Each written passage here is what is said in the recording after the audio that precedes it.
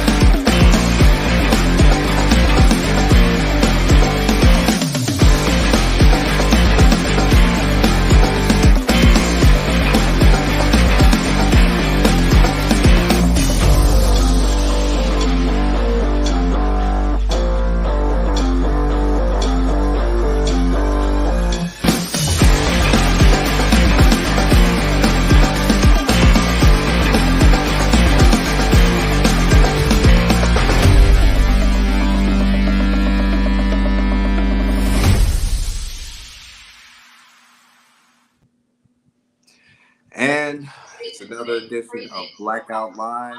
It's your boy Jay Targaryen, Lord BGR.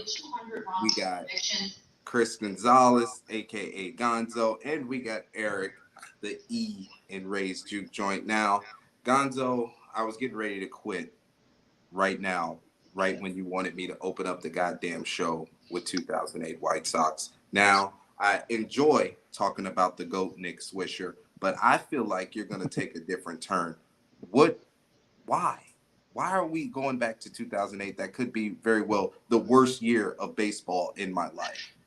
What is wrong with you? Yeah, and it was actually a birth to this show name, surprisingly. But yeah, we're going back to 2008 because it was in May of that year that this White Sox team was 6 games under 500. And on a Sunday, this manager of ours at the time, was going at the fans, the players. He went on a pre-game rant. After that rant, a couple series later, they went 16-9. And as you know, we all know what happened the rest of that season. They had a game 163, and then they go to the postseason. Screwed it up after that, but we called it the blackout game. Hopefully this team can do something similar. I mean, it wasn't looking like that way at all to start this year, but a lot needs to happen for that to happen, and we got to see what Pedro can do with these boys to try to change this culture that is different from the past. Yeah. We'll see, man. I mean, it's a crazy. I never even heard about like that start. I didn't really remember it, I should say, to the start of 08, but it's crazy the resemblance to start the seasons from then and now. So crazy if things can replicate each other, if history repeats itself. But I'm excited regardless because there's a lot of baseball to be played. Yeah. Eric, you've been around the White Sox probably way longer than me. I'm 16 years old. What do you see in this season right now that's different from the other, all the others in the past? What stands out about this year?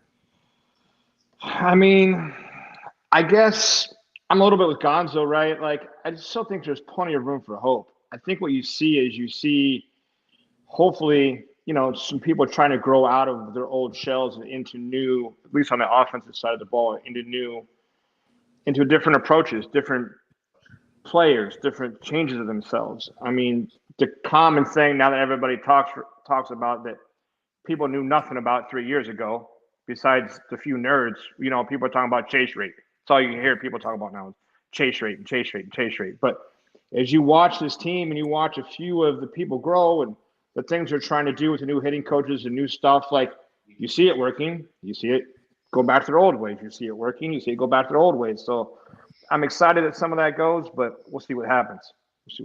Yeah. Now, we were talking about, you said something that stuck out, chase rate.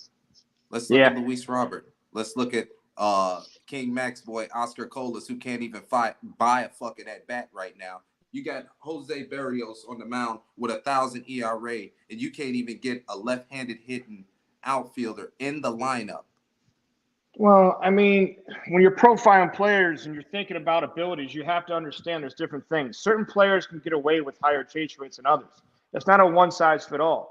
I'll give you an example. Tim Anderson's had a terrible chase rate his whole entire career. He still led the league in batting average for a long time because he has great bat-to-ball skills. Like, that's just what happened. One of your favorite players, third baseman for Boston, Devers. Rafa. Devers.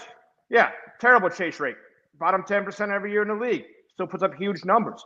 You can have bad chase rates and still be productive if you have great bat ball skills. The reason why Oscar Colas should never be here and is never going to be that person that people thought he was going to be is he has the terrible chase rate and not good bat to ball skills.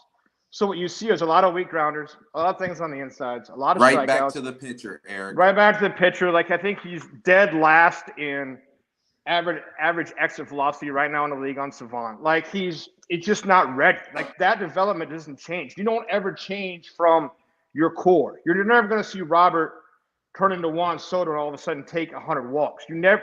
That's your DNA. You can tweak it. Maybe you can help get away from the weakness a little bit, but it's never going to change or it's never going to flip. So when you look at the profiles of players, yes, so the White Sox have chase issues? Of course they're going to have. It's the reason why I hate team stats. Tim Anderson, chaser. Luis Robert, chaser. Andrew Vaughn up to this season, chaser. Eloy, chaser. So you start putting like team stats together, it looks bad, but Robert, TA, Eloy, and Vaughn have figured out ways to be productive even though they've chased. So it's not the end of the world. It's more about just profiling and seeing what they understand, and how that's going to project long term. Yeah. Gonzo, how do you feel about that bats for the Sox as a whole, as a collective right now? Well, I know Eric brought up the rookie and Colas, but I mean, we have to realize it's not even just the rookie. I mean, we're just having bad at-bats, period, bad approaches at the plate, up and down our lineup. Now, like a guy like Colas, like, remember in the spring, we saw the coaches sit him aside and like show him the at-bats, and I mean, I hope they're continuing to do that, but like at the same time, you're seeing a lot of pitches low and out of the zone that he's chasing at, and like you need to have that approach to talk with him, to let those go, begin looking for a fastball to drive and going from there, allowing those off-speed pitches low and out of the zone, let them go. If they're starting below your belt, let them go. Like, that's just an approach you can't have, but I mean, you've seen a guy like Robert do the same stuff, chasing those off-speed pitches low and away as well ever since he's been here. It's consistent. It's consistent. It's something that hasn't changed over time. But a guy like Colas, like you see him now and there, like it seemed like he was trying to pull everything in the beginning, and then he goes from some of those at bats, he'll take the fastball and drive it, opposite field. But it's here and there, and there's no consistency in their approaches. But really quickly, guys, Ozzie Jr. will be joining us later in the show. He's got other priorities at the moment. But we began this game feed for the game today, and we're going to be talking through the game going on right now in Toronto as Luis Robert just strikes out. Talking about a pitch. Really? Talking about another topic there that Eric was talking to us about, chasing pitches away. Not really shocker to begin the game here. So regardless, now we got Benny up. So it looks like Jose's Barrios is hitting the corners with this fastball. So this will be an interesting game here. Oh my God. Yeah, I mean, we got Clevenger in the mound, and Eric, I see a lot of things on Twitter talking about Clevenger and the metrics going against him, yet he's had some good performances to start off the year, being 2-0, leading us on 2 of those wins. But do you think that those bad metrics are going to continue throughout the year, or how do you foresee Clevenger going the rest of the year?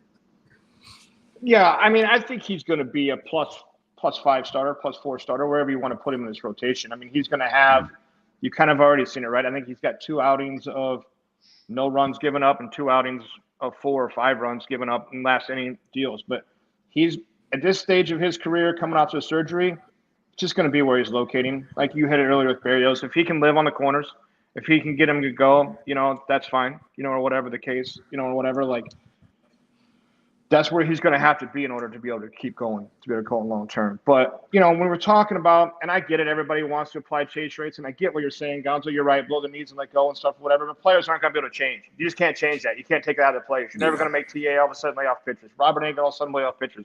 Coas is never going to change his approach. Like, that's not a teachable skill. That's already born and bred in there. Like, can you tweak it? Can you bend it? Sure. But, like, it's just never going to happen. Yeah, and Eric, I talk extensively about the development within the White Sox organization. Is there anybody who can at least get you to think about doing something different? Like, can somebody implement another system to get these guys to look themselves in the mirror and say, hey, maybe I do need to just cut this section of the strike zone out of the equation just to start off with a count that I could be on top of?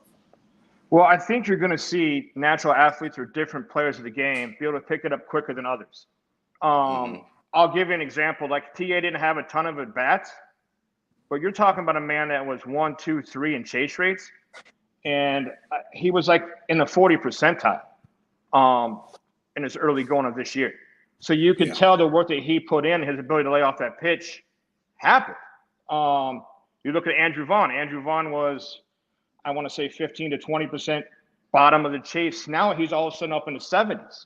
He's got a 100-point differential between his batting average and his on-base percentage. So, like, some people are going to be able to pick it up and make those tweaks better earlier, sooner. Other than that, but some people are just going to be stuck. You're just going to get what you're going to get. Yeah, and Eric, we just watched Benny on a full count just take a pitch that was close for strike 3 called looking. You just hope that a guy like of his status on this team would at least follow that off at the very least and get another pitch coming at you to either walk or do something with. But that's just upsetting that even with what we paid him that so early on the year, which he has the most hits on the team. I won't take that away from him, but you need to have a better. Granted, like I said, full count, but still, we need to at least. You need to change the momentum in this series, and it would be good to foul one off at least to extend that at bat. Yeah, it looks like the pitch was spinning, and to be honest with you, it looked like the pitch just didn't move. It looked like he thought it was going to break, and it was almost a hanger that just hung in the strike zone, almost like Barrios got lucky there. It was supposed to break out of the zone. What way it looked to me. But, I'm not going to live in the bat-to-bat. I'm not going to live in the first 20 games of the season. We're finally starting to get to where people got 75 or 100 plate appearances. You can finally start to put stats together. You can finally start looking at stuff and have an example, whatever. But, if anybody wants to necessarily complain about, Benintendi's starts, his WRC plus, I believe, is right on 100. His OPS plus is right on, league average. So, if that's his terrible start, great. I'm happy. He's league average. If that's as bad as it's going to get, everything's going to be fine there. I'm more concerned about Eloy at 79 and Colos at 52 and Robert at 89. Those are the things that people just don't understand.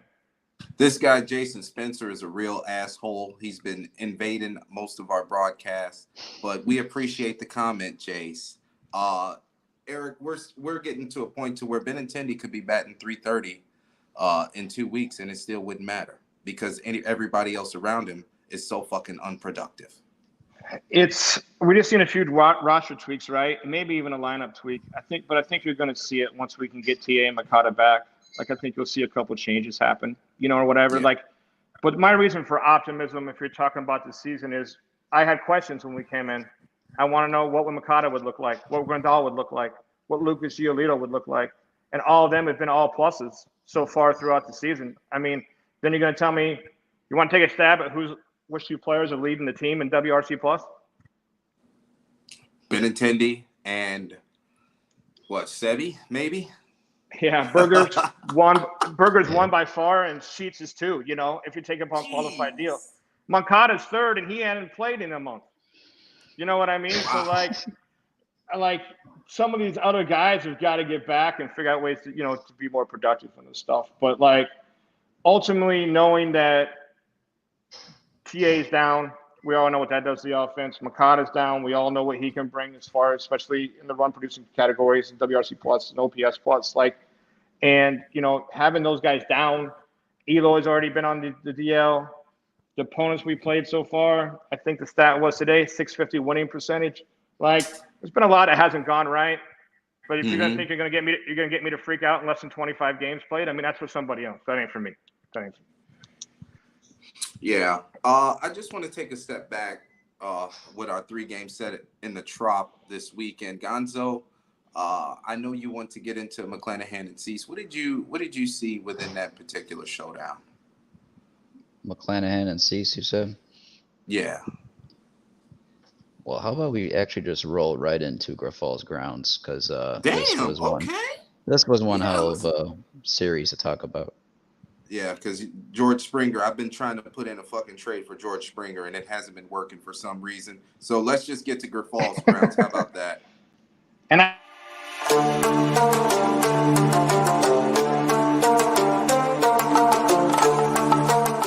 don't have a problem making decisions. I don't have a problem making a call on a pitcher. I don't have a problem making a call on whatever our team needs at this particular moment.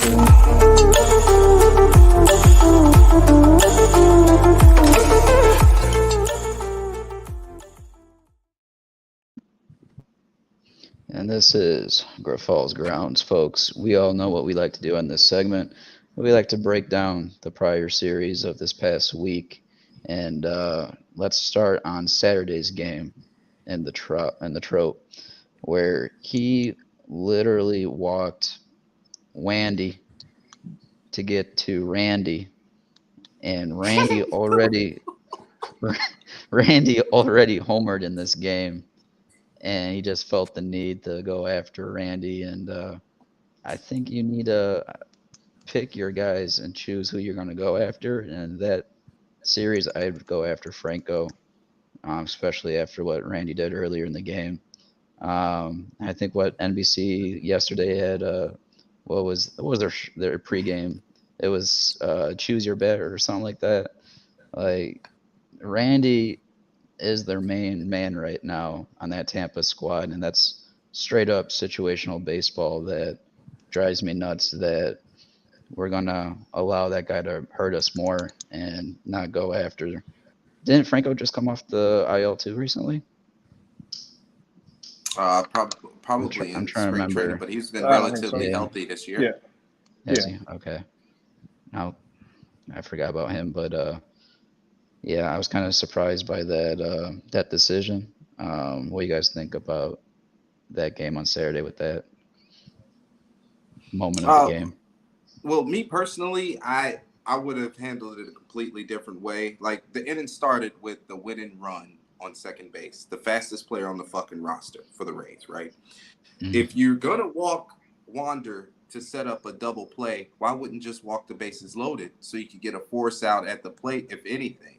You're not going to double up Randy at the plate in a situation like that, especially when we don't even have a consistent defense. Now, Jake Berger has made some plays this weekend, but at the same time, in totality, there's going to be a lot of action on the base paths, and I don't feel comfortable with the White Sox in that situation. If I was Pedro Grifol, I would have walked the bases loaded and took my chances with Lau, who's been a fucking strikeout machine, a guy that you could at least limit contact, because any type of contact would have hurt you in that situation.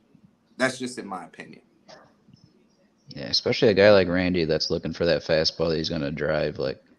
I'd totally go after Franco, a guy that's younger. Nasty slider by Clevenger right now to Bichette. Nasty. Yeah, that helped us out that he chased that pitch in a full count. Thank goodness. But yeah, going back to Franco, granted, he's got a lot of potential in him, but younger guy like him, I'm going to try to go right at him, get that ground out for the double play with the California rule with the runner on second. Yeah, that's very granted. What about you, Eric? How did you feel? Yeah, I mean, I didn't hate the decision. You're gonna go righty lefty Lambert against Franco, or you're gonna try and you don't have a double play scenario, or you're gonna set up to go to Randy. Either way, you got to pitch to Randy. Either way, unless you're gonna do what Justin did, you're gonna try to walk them both. But then you bring the sack fly rule in to the situation where you Right. didn't have him in it for a second where the run could score from third. You know, if I had a problem with the situation, because I thought Justin brought up a great point, that the winning runs at second, I don't like Jimmy Lambert there. I'd almost rather it's Diekman or Bummer. Yes, I know they have wild tendencies and they have walk tendencies, but they also have big swing and miss tendencies, which we needed some strikeouts and we needed some guys put in that situation. So, like, if I'm redoing that situation, for me, it's not Lambert in that situation. Either I'm giving it one more to Raylo or I'm going to somebody with bigger swing and miss potential than Lambert there, because putting the ball in play is in trouble, especially with that, as you mentioned, one of the fastest guys in baseball leading off on second base and only got 180 feet to go to score. We were in trouble to begin with. We needed some strikeouts, and I don't think Jimmy Lambert's getting too many of those Ks. And it's kind of hard for me to, put a stamp on this season. I know it looks fucking bleak, and I know I've been crying on the internet. But let's just say 2 months from now, instead of having Jimmy Lambert or Diekman in that situation, you'll have Liam back. You'll have Garrett Crochet back. So I think in a situation like that, Grifol will have more tools in the toolbox going forward. I think we've just been handcuffed the first month of the season with no doubt. Even Joe Kelly, who's back now, he's got a better swing and miss stuff than Lambert does, right? Like, that was probably, if I had a complaint, that was it. Now, one interesting scenario that, I could see, if you want to go Gonzo's route, is you could have went ahead and tried to get Franco there. Then you could have walked Rizarina and went after Lowe there with 2 outs and guys on first and second. Then that doesn't hurt anything. You could have went that route. I don't think there's anything wrong with that argument or whatever, but I understand some of the double play and not want to go righty lefty too. So, like, I get it. Yeah, it's just tough because overall with the California rule with the runner on second, like, you're trying to marginalize the one run in that inning. The problem is you had scored no runs to begin the first inning. You had what was it, Elvis, Sosa, and Colas or something coming up that inning that just didn't barely even touch the ball. Like, you cannot not score. You got to score when you have a guy on second. Yeah, it's an impossible situation. Very much so, and that's very true. But again, like I was going to say, is I don't like putting more guys on the base paths, but I understand why you'd want to go situationally to try to get a ground out, double play. That's why I was kind of preferring what Eric just said in that situation. But regardless, we all saw what happened in that game. And to be honest with you, out of the 3 things that we're going to highlight, that's the least of my worries. And I want to go back to the game on Friday. I saw Grifol put Sosa at third prior to Friday's game, but I didn't know why situationally for defensively you're going to put Sosa at second to third and then put Rami at second. And then I think we really have to consider also in this game, I wanted them actually to put Graveman as their closer, just because of the experience that he's had in Houston and Seattle. And there's nothing wrong with, I feel like we put too much on a guy like Lopez. We want him to be that closer, but not, honestly, it takes a whole mindset to be a closer. And some guys just don't have it. You can have the best stuff, but if your mindset is off, that role is just not for you. And that's okay. Yeah. You can be a fantastic setup man and get paid to be a setup man and get your holds to put your team in that position of the 9th for your closer to shut it down. And that's okay. But a guy like Lopez blowing a 3-run game in that moment, that's heartbreaking. Yeah. And don't get me wrong. I mean, we've seen leads like that by our solidified closers happen, but I just see too far off and too early in the year. Like his first save he had in Houston, he already gave up a home run in that game, and that lead narrowed down to 1 run, and he was very fortunate enough to get out of it and hold the save. But we've seen some really shaky performances in that role, so I would just love to have him be that setup man, and have Graveman in the closing spot, which lately we've seen Graveman starting to, look like himself again, and really like he did kind of. Clevenger. 7 you like that? Right, you like that? You like that? Yeah, I like that. That's good, right? And you didn't know Chet Clevenger just got he just gassed and got us out of that first I think inning. Juan Diego said he hit 97. I didn't believe the comments until I just seen it right there. Yeah, right on the hands too. Right on the hands, right? No, I love this topic. But go ahead, Justin. I want to talk about the closer rule, but you go. Yeah, so I'm thinking of like Ronaldo Lopez is in that Andrew Miller situation. Closer stuff, that's not his role. Andrew Miller was a great 7-8 guy, but in the 9th inning, that is not where he needs to be to get the best value of his stuff. So when I look at Ray Lowe and I look at him compared to everybody else in the bullpen, he probably has the best stuff in the bullpen right now until Liam and Crochet comes back. But I do not see him as a long-term closer. If we end up at the end of the season and Ray Lowe has 20 saves, that'd be a failure. That'd be a complete failure. Yeah, so, my take is a little different than both, but, Ray and I talked about this on the juke joint a little bit. Like, the reason why I don't want to see Lopez or Graveman close is because, like, they are our two best guys out of the pen, right? And we know we're thin. Like, let's worry about getting to the 9th ahead first. How many more games have we blown with having, Santos or Middleton or Diekman or somebody else in a spot in the 6th, 7th, and 8th when we didn't even get to the 9th to even give Ray Lowe a shot? So last year out of the pen, it's really close. Somebody's going to have to look and fact check me, but either Lopez was 61 and Graveman was 60, or Graveman was 62 and Lopez was 61, but innings pitched. But they were the two most used guys out of the pen. So right now, if it's me and I'm managing this team, they're 1 and 2 out. If we're ahead, I don't care if it's the 5th inning, the 6th inning, the 7th inning. I'll worry about the 9th inning if I get there ahead. I want my best pitchers on the mound while we're ahead. So if it's 3-2 in the 5th, go give me Lopez for 2 innings.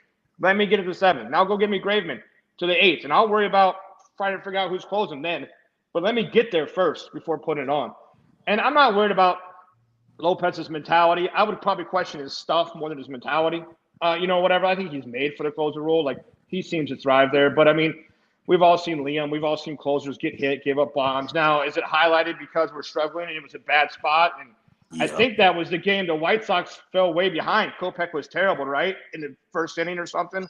And then he calmed down and we came all the way back or whatever. Yeah, so, like, it stung, a little harder. But if it was me, I would worry about the 9th if I got there ahead versus giving it to either one of my two best guys right away. And I'm going to jump on that because I want to hold, like I said, I want to hold Lopez there in that role, but I also want to hold off and keep Graveman as my option for closer because there's other guys I want to give opportunities to really prove themselves, like Santos, like Middleton. I want to give them shots to get these holds and get us to the 9th. And you need to find your guys and what you have in your bullpen and really allow them to prove themselves because really that's what Tony did for Lopez to prove himself as a relief pitcher and to be getting us holds and to be that setup man that we didn't think he was because we always thought he was a starting pitcher. So in a way, you can say Tony did create what we know now in Lopez, but we need Grifol to find out who his closer is going to be, to find that closer, or not that closer, but that setup pitcher for the middle relief innings. And I'm excited for that because, again, I know we talked in the previous episode about Santos and Middleton, and I've been really stoked about what they've shown so far. But, I mean, I'm sure they're going to get figured out, but he's going to have to make it, both of them are going to have to make their adjustments to the league when they do get, hitters start, seeing what they got and turning on them. Every MLB player has to make their adjustments, and I'm excited for the adjustments these guys are going to make. You won't even see Santos on the roster, though, come soon. He's the only one with an option. It's going to be interesting because now you're going to be talking about your guys with options, or are you going to start DFAing guys for not performing? I don't know who you're going to DFA. You don't think's not performing, but I don't. Yeah, it'll be Santos. You don't think Santos and Lambert would be the first two guys down. You don't think they're going to DFA Diekman when Crochet comes back? No, 0% chance. I don't even know why you would think Diekman's underperforming. He obviously hasn't put up his Savant page in quite some time. The Savant. I don't have to look at the Savant page when I look at his performance on the mound. Oh, you don't? What did you see? What did you see that you don't like? The swing and miss potential, the low contact rate, like what? All the runs given up. I mean, but still, that though, was even there. That was even there in the games in the spring that I was there.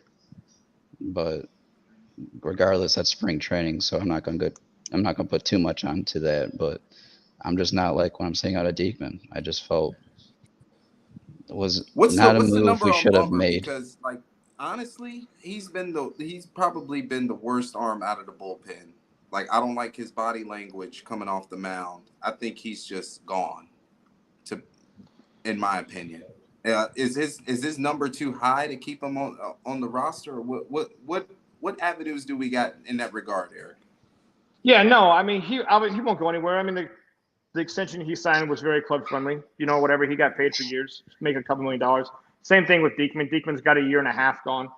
I mean, there's no way they're going to possibly move on from him and pay him for a 1.5 years when he's performing. I mean, I can never possibly see that scenario. But yeah, I mean, you got to think about it too. Is like what's happening right now because of injuries. You're seeing people in spots you're not supposed to be in. You're seeing Sosa shouldn't be here. Cola should have never started here.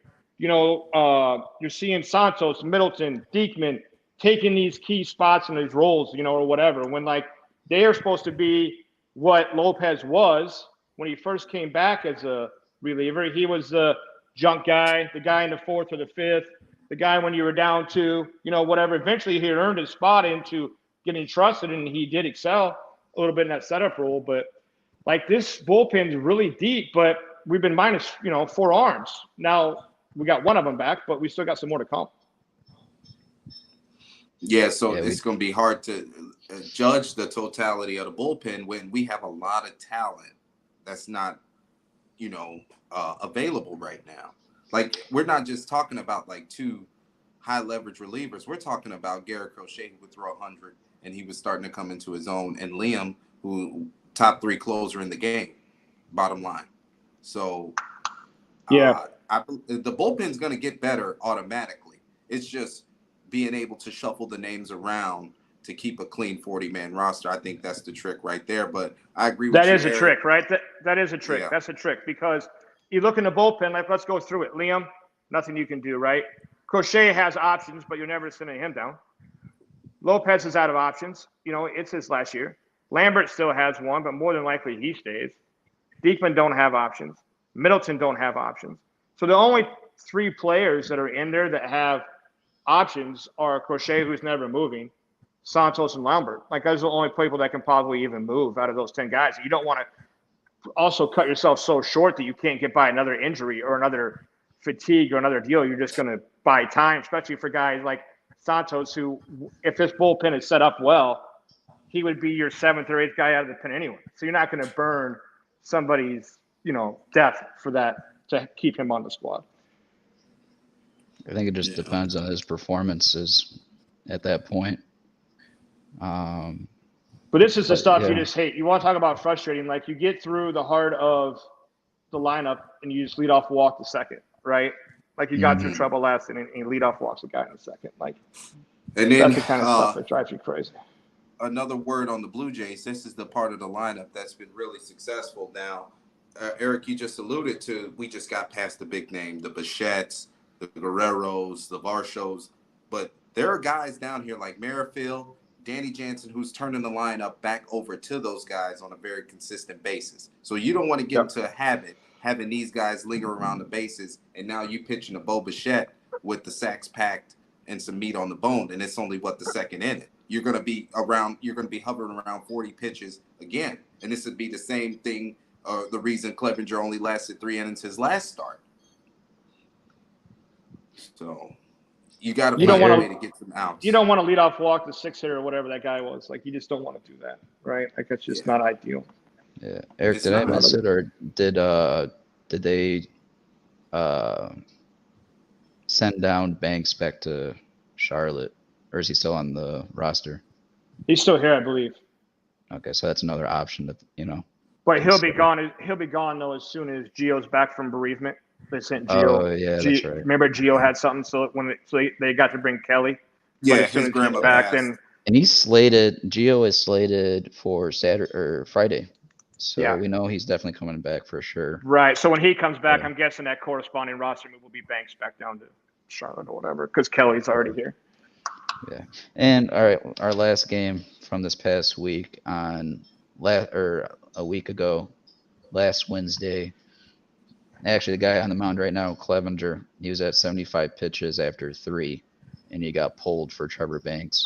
And if I'm being honest with you, I didn't really understand that because you have a lot of games and a lot of innings to eat up. So for me, with that situation, I would just allow him to go out in the 4th and to keep going. At least see what you can do to get out of that 4th inning if he was able to, or then put someone into the game. But I still think it was an early pull for Clevenger at 75, considering the rest of that game to go. And then later in the game, I actually thought there was a situation where they pulled out Colas for Romy for a substitute hitter that I didn't quite understand at all either. Because really Romy hasn't done anything, and I would at least allow Colas to try to get something to slap it the other way or somewhat or do whatever. But yeah, there's just decisions in that game that I didn't understand either. What were you guys thinking about that one? Well, I mean, I'm a Romy Gonzalez stan. I have all one of his jerseys, and I don't understand why the fuck did you pull Oscar Colas for Romy Gonzalez when the numbers are right there. Romy couldn't hit a fucking wet paper bag at that point. Not saying Romy's a bad player, but he's been cold. If you got Oscar Colas up in that situation, at least let him run it out. Like we was talking on BGR, I was like, Colas is struggling. Do you send him back down? And it's like, for what? Send him back down for what? What is that going to do? So, I mean, if you're going to pinch, why would you pinch hit for him with Romy of all people?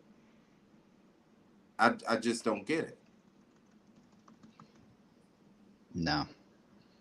The Clevenger thing, I don't think it was so much the 75 pitches, and I think you heard him say after it, anymore they don't like their pitchers to go, more than 30 or 40 pitches in one inning. He threw like 41 pitches in that 3rd inning.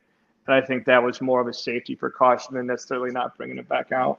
As far as pinch hitting for Cole, it's like, listen, I mean, I get it. Everybody wants him to be good, but you're going to throw me lefty against Colas in a big spot and watch him just swinging a ball in the dirt again or ground it back to the pitcher. Like, I hate it. We have to go to Romy, but having lefty Colas in a big spot, like, I don't care who you pinch hit there. Maybe Sebi, if you want to have Sebi come off the bench instead of. Well, Eric King Mac told us that Oscar Colas was penciled in for 25 bombs, Rookie of the Year, probably a Gold Glove. So, I mean, there's a chance that he could be a Player of the Year, and there's a chance he could hit 25 bombs, but that'll be in Charlotte. The Gold Glove thing is never happening. He was never. Or Japan again. He was never going to be a good outfielder. He's not going to be a good outfielder. He was a first baseman like everybody else. So, like, and you can see it right now in his stats. -4 defensive run saves. I think he's like 3rd or 5th in outfield jump and 18 in OA. Like, he needs time. The kid needs time. And I get they're trying to reward effort. He seems to be a good kid. He seems like he wants to learn. He seems like he cares. Like, I love what Gonzo brought up about how he went right to the hitting coach and was looking at stats, whatever. Like, I know he went early with Romy to his guard's place in Florida, started taking hitting practice. It seems like he's willing to work, but just let him work. Like, learning at this level seems crazy. Seems absolutely crazy. Yeah. I don't think it's actually. Go ahead, Gonzo. I was gonna say I don't think it's crazy at all because I mean he deserved it. He proved himself in the spring. He was our best option, and I said earlier in the year. What? I'd rather him. Hold on. All right, go ahead. What did he do in the spring to deserve it? What part of his under 300 OBP did he deserve to possibly be on the major league roster? I saw him do it a lot better than any other option out there. So you think that the guy that's second in the team in WRC plus, or Eloy in right field, and keeping Berger on the roster was never a better option than You bringing up said this Eloy kid? in the outfield and right field? Have you seen Colas' stats? Do you want to see who's better? Yeah. But at the time in spring training, we gotta go back to at the time, Eric. At the time in spring training, he proved himself. I don't see what you And I was possibly there. saw I was that there in proved spring it. training to see it. Well, Like he proved himself at the time hitting. He made his adjustments in spring training, and I'd rather him. What did he hit? 240 and got on base at 280 clip. That's Yeah, what you well, saw that you so love so he much. struggled the last week of the season to lower those stats, but and for a good part of spring training, he was doing solid, and he was making his adjustments. So I'd rather him struggle early on in the season to make those adjustments to finish off the year than to just overpower himself and get brought up and struggle later on in the year here in the bigs. With his profile, he's just never going to be a big league player until that And profile he's gets more fixed. athletic for Gavin Sheets in right field, so that's a guy that, I mean, I know me and you, Eric, we didn't want this to begin with. I know we wanted them to go sign a guy to go play right field to allow Colas to grow up, because we at that time, Eric, this offseason, we didn't know what he was going to do in spring training, but at the same time, like we can look at that in hindsight, and we can only go with what they did, with the decisions they made. So what's interesting there is, like I said, I think they're rewarding effort. They're trying to change culture. The kid's put in effort. He seems like he cared. He seems like he's done all the right things. Everything you've heard about him, high energy, great clubhouse guy. I get why they tried to force him into this spot. But it's just going to be till that swing and miss rate, which was there all spring training, all last year in AAA, AA, the strikeout rate being huge. Until all that is fixed, you're not going to be able to beat Major League Baseball pitching. It's just not going to happen. And then the walks come back to haunt. We just talked about this, Eric. Yeah. Leaving ducks on the pond for a guy like Danny fucking Jansen to hurt you. Yeah. You just can't walk the tail end of these fucking lineups. You can't. You can't. Yep. Oh, throw a hanging slider. You heard what Lance Lynn said? Yeah, that was funny. The sweeper could fuck off right now. That was funny. That was funny. Which when I watched Clevenger in the spring, I liked what I was seeing out of his curveball, but I haven't really seen him, throw it too much here in the regular season. I was kind of shocked that they're not testing it out really. Well, he's thrown a couple, but from what I've seen, he's just losing a command a little bit. He's missing high a lot to a couple different guys. But even if you're losing it, like you don't know what you're gonna have start to start. Like you don't know until that day. Like when you're on that mound and you're feeling your pitches out, you're like, all right, today I got this. I'm gonna have this. Like I would definitely be mixing it up in that first couple innings, see what I got. And I just haven't really seen that out of Clevenger or Giolito. Like I know. Justin, that we both wanted Giolito throwing that curveball more, but he's kind of resorted back to that slider changeup and giving up on it. So it's kind of frustrating on your secondary pitches here with this rotation. Well, I know Gio got ambushed a little bit Sunday, but in totality, I'm okay with the start he put out. It looked like he settled down a little bit, gained control of the game. His tempo slowed down because I think he was working a little bit too fast early, and Tampa Bay feeds off that. So once you slow the game down a little bit like Gio did, you've seen, but we're not getting any fucking run support. There should be no reason why I'm borderline getting ready to drive my car off a bridge because the White Sox are down 3. Yeah, that's it, man. You feel like you're beat already, right? And what's crazy is in all the noise and all the stuff, as much as and we have a lot of reasons to be negative, and it's hard not to be, but I know as of yesterday, the White Sox have scored the most runs in the AL Central, and I think they're 1 run now behind the Twins, maybe after yesterday. I didn't look today. But, they've scored some of the most runs, too. It's just but you're right, you feel beat. I'm so happy today that I don't have to look at the 7, 8, 9 of Colas, Sosa, and Elvis, because, that was just – you made a point about how good this Jays bottom half of that lineup is. That's been almost 9 outs for 2 weeks straight out of those 3. Yeah. Literally. Yeah. And to go off to what you're saying, though, Eric, you just talked about the runs. It just feels like we get all these runs early on and then just take our foot off the gas pedal and coast. Because yesterday we put those two, runs on the board right away, and then we just end the game with 2 hits. Like, it's pathetic. We can't. The problem is we can't beat these guys out of the pin with our approaches right now. To your point earlier, Gonzo, Right. and with those tail end of that lineup just being absolutely, terrible. Like they're all negative offensive WAR guys. Those 3 that I just mentioned, and like it puts so much pressure on the top half of that lineup to get something done going through. Or whatever, and you can feel them pressing. You can feel Robert pressing. You can feel Eloy pressing. You can see it. Yeah. This is actually my favorite segment of the show. This is the Stone Pony Bean Tweets. Eric, you know about my Twitter career. Let's get it on, big dog.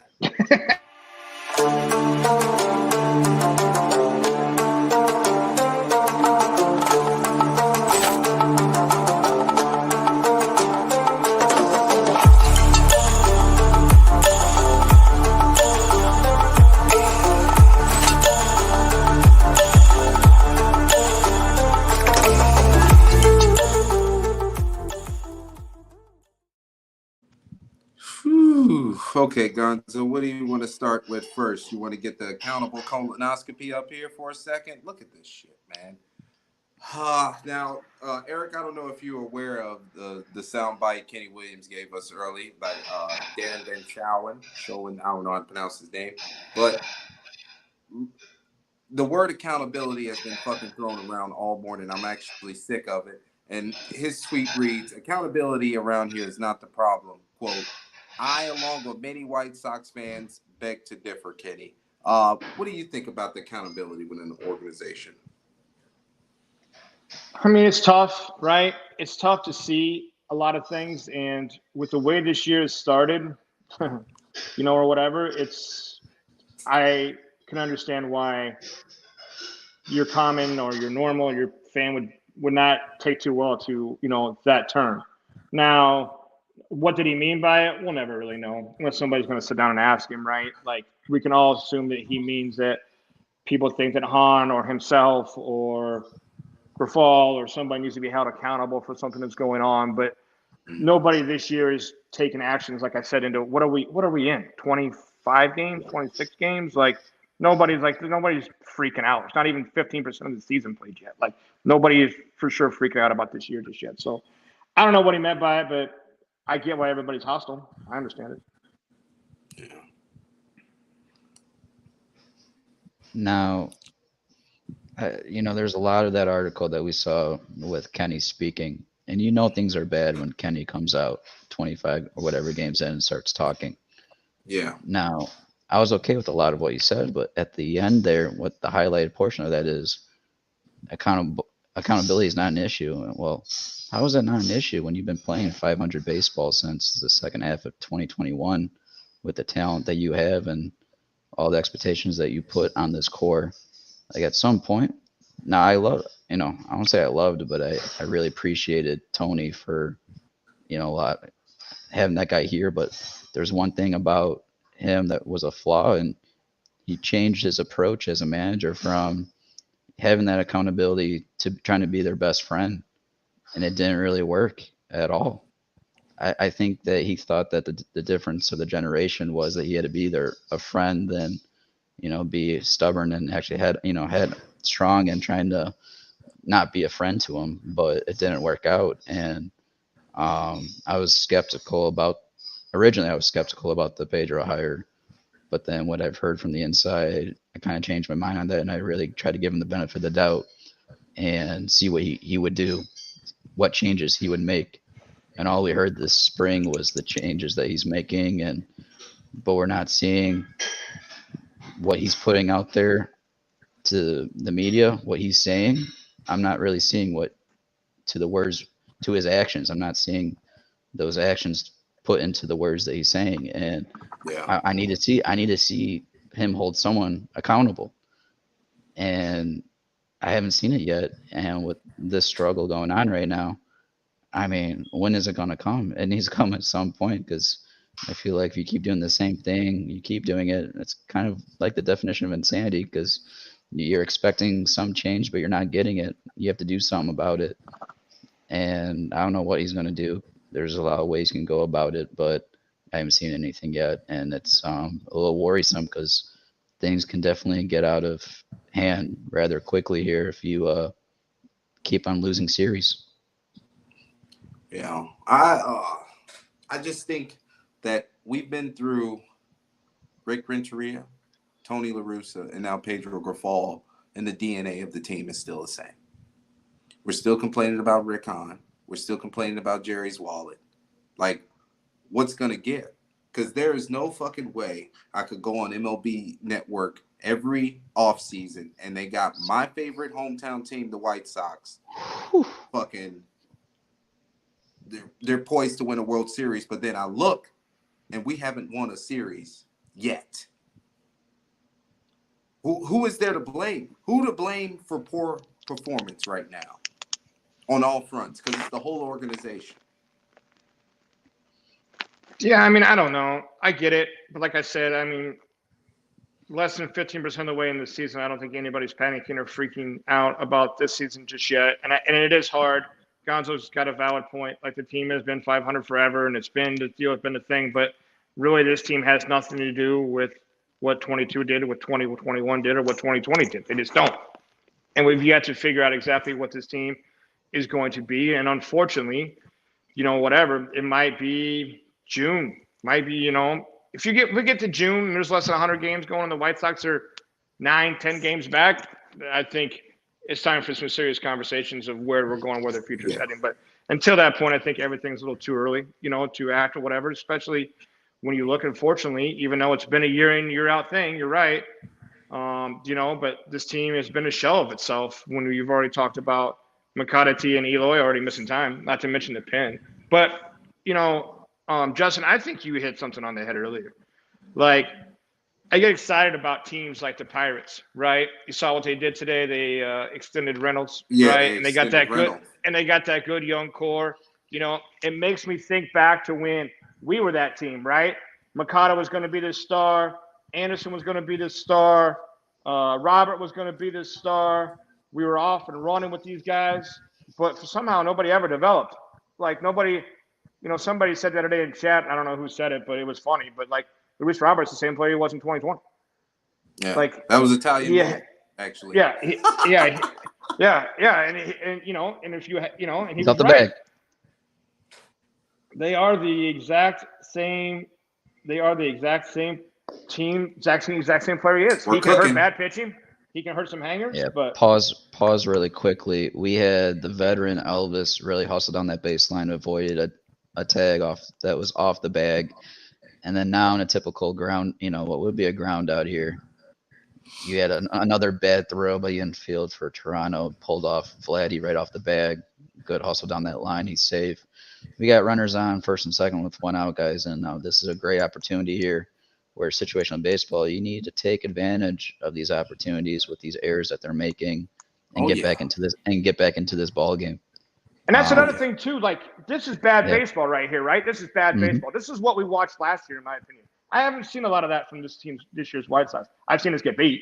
Our win-loss record ain't that great, but I haven't seen us beat ourselves nearly as much as we did last year yet.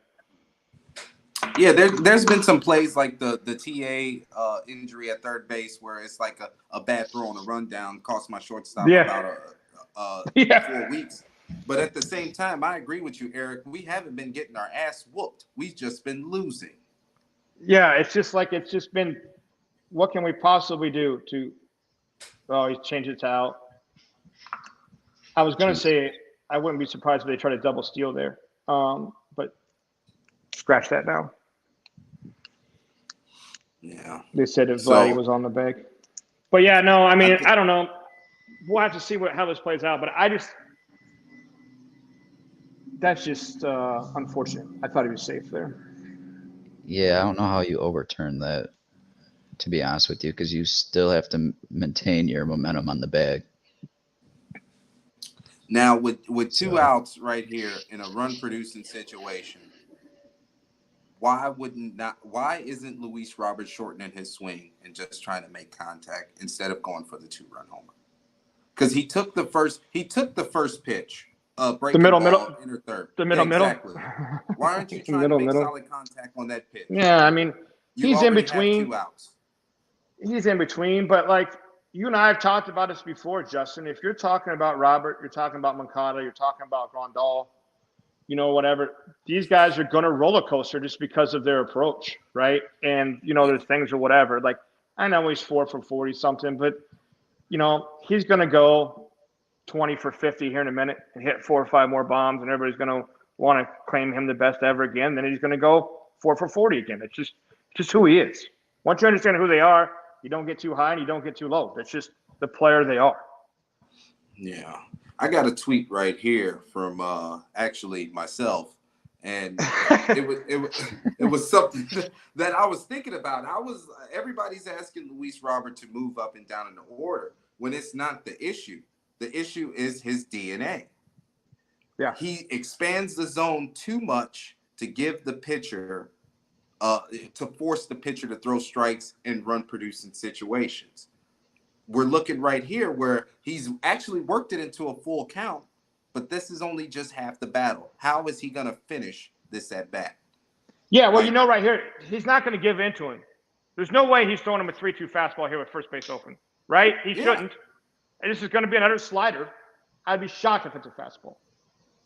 There's a slider in the middle, roll it over. But, like, that's the kind of stuff that I just, I wish that, like, he was more prepared for, right? But hopefully they'll get to him and he can learn and curb some of these tendencies a little bit. But I agree with you. Moving him in the order don't matter. Like, if you had to name, let's just do it. If you had to name, we're going to the top of the 9th or the bottom of the 9th, down a run. If you had to name our 4 best hitters you want that closer to go through, who are those 4 hitters? TA, probably Grandal, Benintendi, and maybe Eloy. Yeah. Maybe.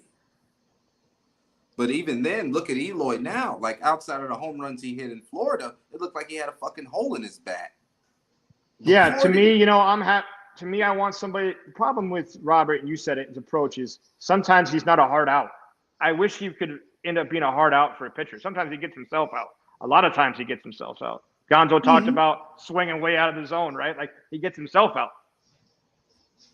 Look at going back to the old Twins teams where they had the outfield of Lou Ford, Torrey Hunter, and Jock Jones. Torrey Hunter was the best outfielder on the team, best player on the team. But look at Lou Ford, hard out. Jock Jones, another hard out. Who's outside of Andrew Benintendi and Tim Anderson? It's good morning, good afternoon, good night for some of these guys. I mean, Grandal, he's gonna see a little bit more pitches, but come on, everything is just room service. Justin, what else we got here on the tweets? Yeah, let's see. We got some Ryan McGuffey stuffy Ooh. here. This one right here. Hey, Gonzo, I ain't gonna lie. When you told me to put this up, I almost ended it right now. The White Sox have lost 5 straight series and 10 of 12. They're 7-16 for just the 3rd time in the last 25 years. So two and a half decades. There are a few players on the roster that just look lost at the plate. It's April 24th, and it's a long road uphill. Eric, he's not playing the long game. He doom and gloom is in the McGuff Twitter sphere right now. Yeah, well, I think you see a lot of the guys that get paid for do this. Like, that stuff sells, right? It sells. It sells to be negative. Sells to complain. Sells to do that kind of stuff. I think somebody had a pretty good tweet that 9 out of in the last 2 years, 9 out of what would be 20, well, they expanded it to 14. 9 of the 26 playoff teams have had a worse stretch than what the White Sox just went through. Now, does it suck because we probably can't afford another one of these stretches? Of course. Does it suck that it's got to be the first beginning of the year? Of course. But the best news of all times is we play in the AL Central. Yes. It's 135 games left and you're 6 games behind. So it's not exactly a time to be like must-win games and must-fix now and huge road uphills. Like, all that shit's just for clicking. It's just for clicking. Yeah. You're 6 games behind. You play the Twins in 2 days. or whatever. Yeah. So like, and to be honest with you, Eric, I mean, throw the record away. I think the Tribe in Cleveland has played way worse baseball than the White Sox this year. Yeah, Way worse. I agree 100%. And the Twins, I mean, if take the Twins starting pitching out of the equation, that offense has looked very sensitive and very susceptible. Not only that, take away the Twins' first 2 weeks of starting pitching. They can have the last couple of weeks, right? Take that first 2 weeks away. And, I mean, we're in a very gettable division, So, like, do we stay on this path and we just terrible all year? Sure, that's a possibility, but I just don't see it. I think our starting pitching is too good, and I think that our bullpen is going to be too good to stay at this pace. Okay. We're in a situation right now. I just texted Grifol and told him, get somebody fucking warm right now before this game gets out of hand. Because you're already chasing 3. Guerrero, which feels like 100, right? 3 feels like 100. We're down 10, and it's only the it's only the third inning. That's what kills me. So the 3 of us spent a lot of time over the last year in this season. Like for the last 2 years, if we get behind by 3 for the last year in this part of this year, you just feel like the game's over. You feel like turning the channel, and that should never be the case, but you do. You feel like, what am I doing this to myself again for? Oh God. I actually talked about that last tweet. I also saw that, what was it, that we had the worst April schedule based off of the opponents, but we're going to have the easiest in May. And like, as much hope as we want to have for the easiest road in May, like, you still need to be playing better baseball to win these games. And I mean, it gives me some hope, but at the same time, it's just frustrating baseball to watch. And we're just really, it's not even the part that we're getting beat, like you said, Eric. We're just shooting ourselves in the foot with this type of baseball that we're playing right now. But go ahead, Justin. We had I think we had our boy Nick on Twitter post his fantastic tweet. Nick basically wants to see somebody die. That's what he wants. Like, I'm gonna read this out. All right. This is starting to become truly pathetic. Ozzy mentioned this team look like they don't even want to be in the damn clubhouse. If a table flip or a profanity-laced post-game, he doesn't know if chewing somebody out will help. But seriously, at some point, this is fucking embarrassing. Unbelievable White Sox. I agree with you 100%. I want to see some heads roll, because at a certain point, you got to be held accountable for poor performance, especially in a situation like this. We're not rebuilt. We're not a rebuilding team. I was supposed to be at some fucking parade in October with confetti and Miller Lite. Now they got hashtags on Twitter saying just flush it. Well, when did he tweet that? I'm guessing that was Sunday. Sunday was pretty brutal. Yeah. We got 3 hit. We got 3 hit by Zach Eflin and company. Yeah. That was... And I think Benintendi had 2 of them, I think. Yes. A double and a single. He scored our only run. Eloy drove him in. Yeah. That was big there. Big pop-up he got. Yeah. There we go. Woo-wee. He's playing with fire, too, with Varshaw up in the zone like that, because he's strong enough to where he could be late and still muscle something to the outfield. Did you guys see that ball that Gavin Sheets got on top of in the 8th inning or whatever that was the other day when they pitch hit him? Oh, my goodness. You know what, Eric? You know what I liked about that, though? NBC, they showed that analytical bat swing path of the bat. And that's what I love to see, because like you couldn't believe it, and then when you see it, you're like, oh, okay, this is actually awesome, seeing the bat path. And like, he made perfect contact on that too, and it's shocking like how far he hit it to right field with that projection off the bat. With they said that's the highest pitch in the Statcast era to ever be hit out of the ballpark. Yeah.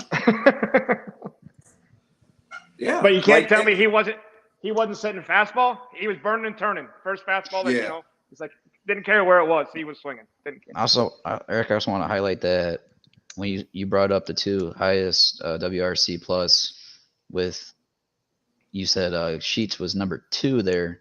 Yeah. And it's crazy to realize that, because he hasn't really got that many opportunities yet either. So like, now that Colas is struggling, I brought this up last episode, this rookie hitting that wall, it's time for him to take a little seat here, a couple of games, allow Gavin to have his shot, his reps in there. I'm hopefully Gavin can do something tonight, but this is exciting though. Yeah. So what's going to be really interesting is when everybody's healthy. Now let's knock on wood and say that we get there. I mean, because we're going to be back to the same conversations we were having preseason on how you set the bench. Because are you really sending Jake Berger back down? He's leading the team in WRC plus.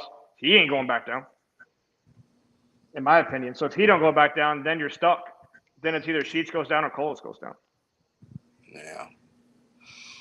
And just off of the top of your head, who do you think it would be if it comes down to Sheets or Coles?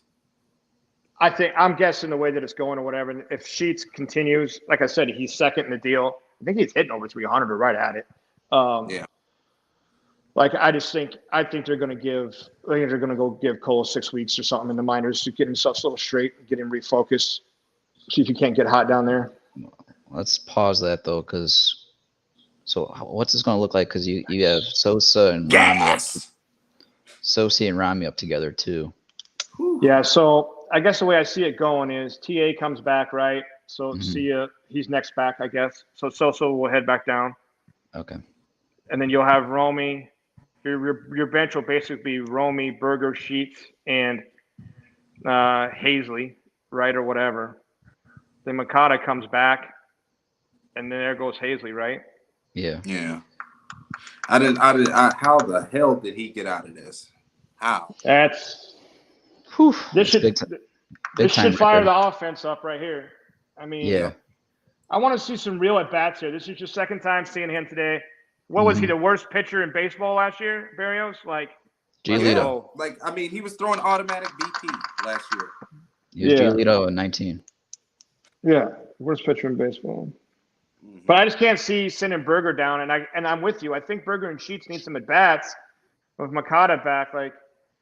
If it's me, I think I just take Berger and Sheets and Eloy, and they kind of platoon right field, and Berger DHs vice versa, however that kind of goes for a while. Yeah. But we'll see what they Andrew do. Getting some run at DH too lately. Yeah, they're trying to rest him, or whatever the case. But you can because Berger can play first, or third. They can get some DH. Right field could technically be either 1 to 3, 2 if you wanted to. Now having Vaughn out there is not ideal. But another interesting thing I want to talk about, interesting with the White Sox, is historically, right field has been the second strongest position, right? Historically. Yeah. As far as defensively, it was supposed to be. Last year, the White Sox made an interesting choice, and they kept a better defender, Pollock, in left field the entire year. And then this offseason, which completely shocked me, obviously, was Benintendi signing and putting him in left. Whatever, want to go glove. And he made a heck of a play earlier on in the year down the line, probably saved one of our 7 wins. But, and we go with the weaker fielders in right again. I wondered if there's not something new in the data that we don't see, or whatever. Are there more hard hit balls, better reaction time needed in left field than there are right field? It's kind of curious to me to why that's kind of happened. Yeah. Yeah, I don't understand it either. Don't get me wrong. As far as in a right fielder, I just want the strong arm and the bat profile to play. Obviously, Benintendi doesn't have a cannon, but he is more than capable of playing right field. Way more. Yeah, capable. If I'm gonna he put played Pollock some center right, field stuff, but yeah.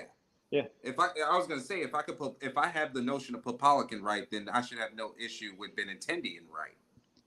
Yeah, no, I agree with you. Especially being left-handed, I think it comes a little more natural, right? Yeah. Justin being left-handed, yeah. Yeah, because you got to think throwing the bags. It's easier for Benintendi facing most of the direction that he's gonna have to throw, whether he's in left field. And the only fucking productive throw he could probably make naturally is to third base or home plate.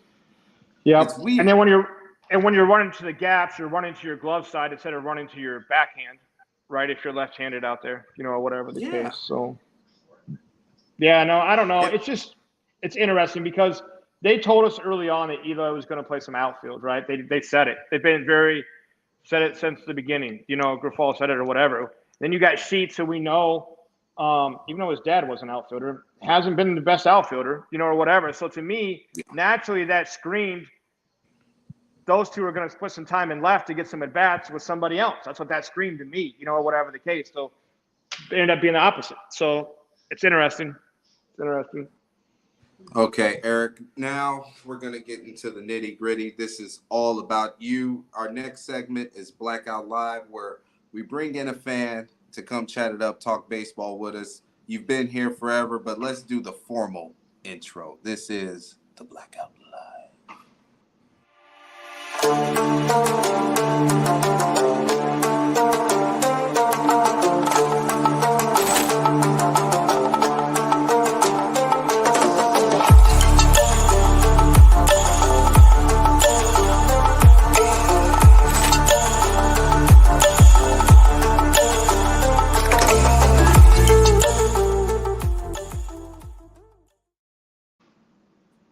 Now, Eric, I met you in the Twitter Spaces with Ray, Elise, and everybody. We were talking about the Sox.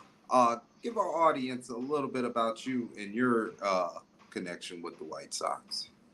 Yeah, so I grew up with my father, who you guys have heard me talk about before, and he was a diehard White Sox fan. He was back when WGN used to broadcast the White Sox and not the Cubs. And Harry Carey was actually a White Sox announcer and not the Cubs. The good old days. Yeah, so I grew up in my backyard, between the ages of 5 and 10, listening to the old boombox outside with aluminum foil on the top, picking up every third word.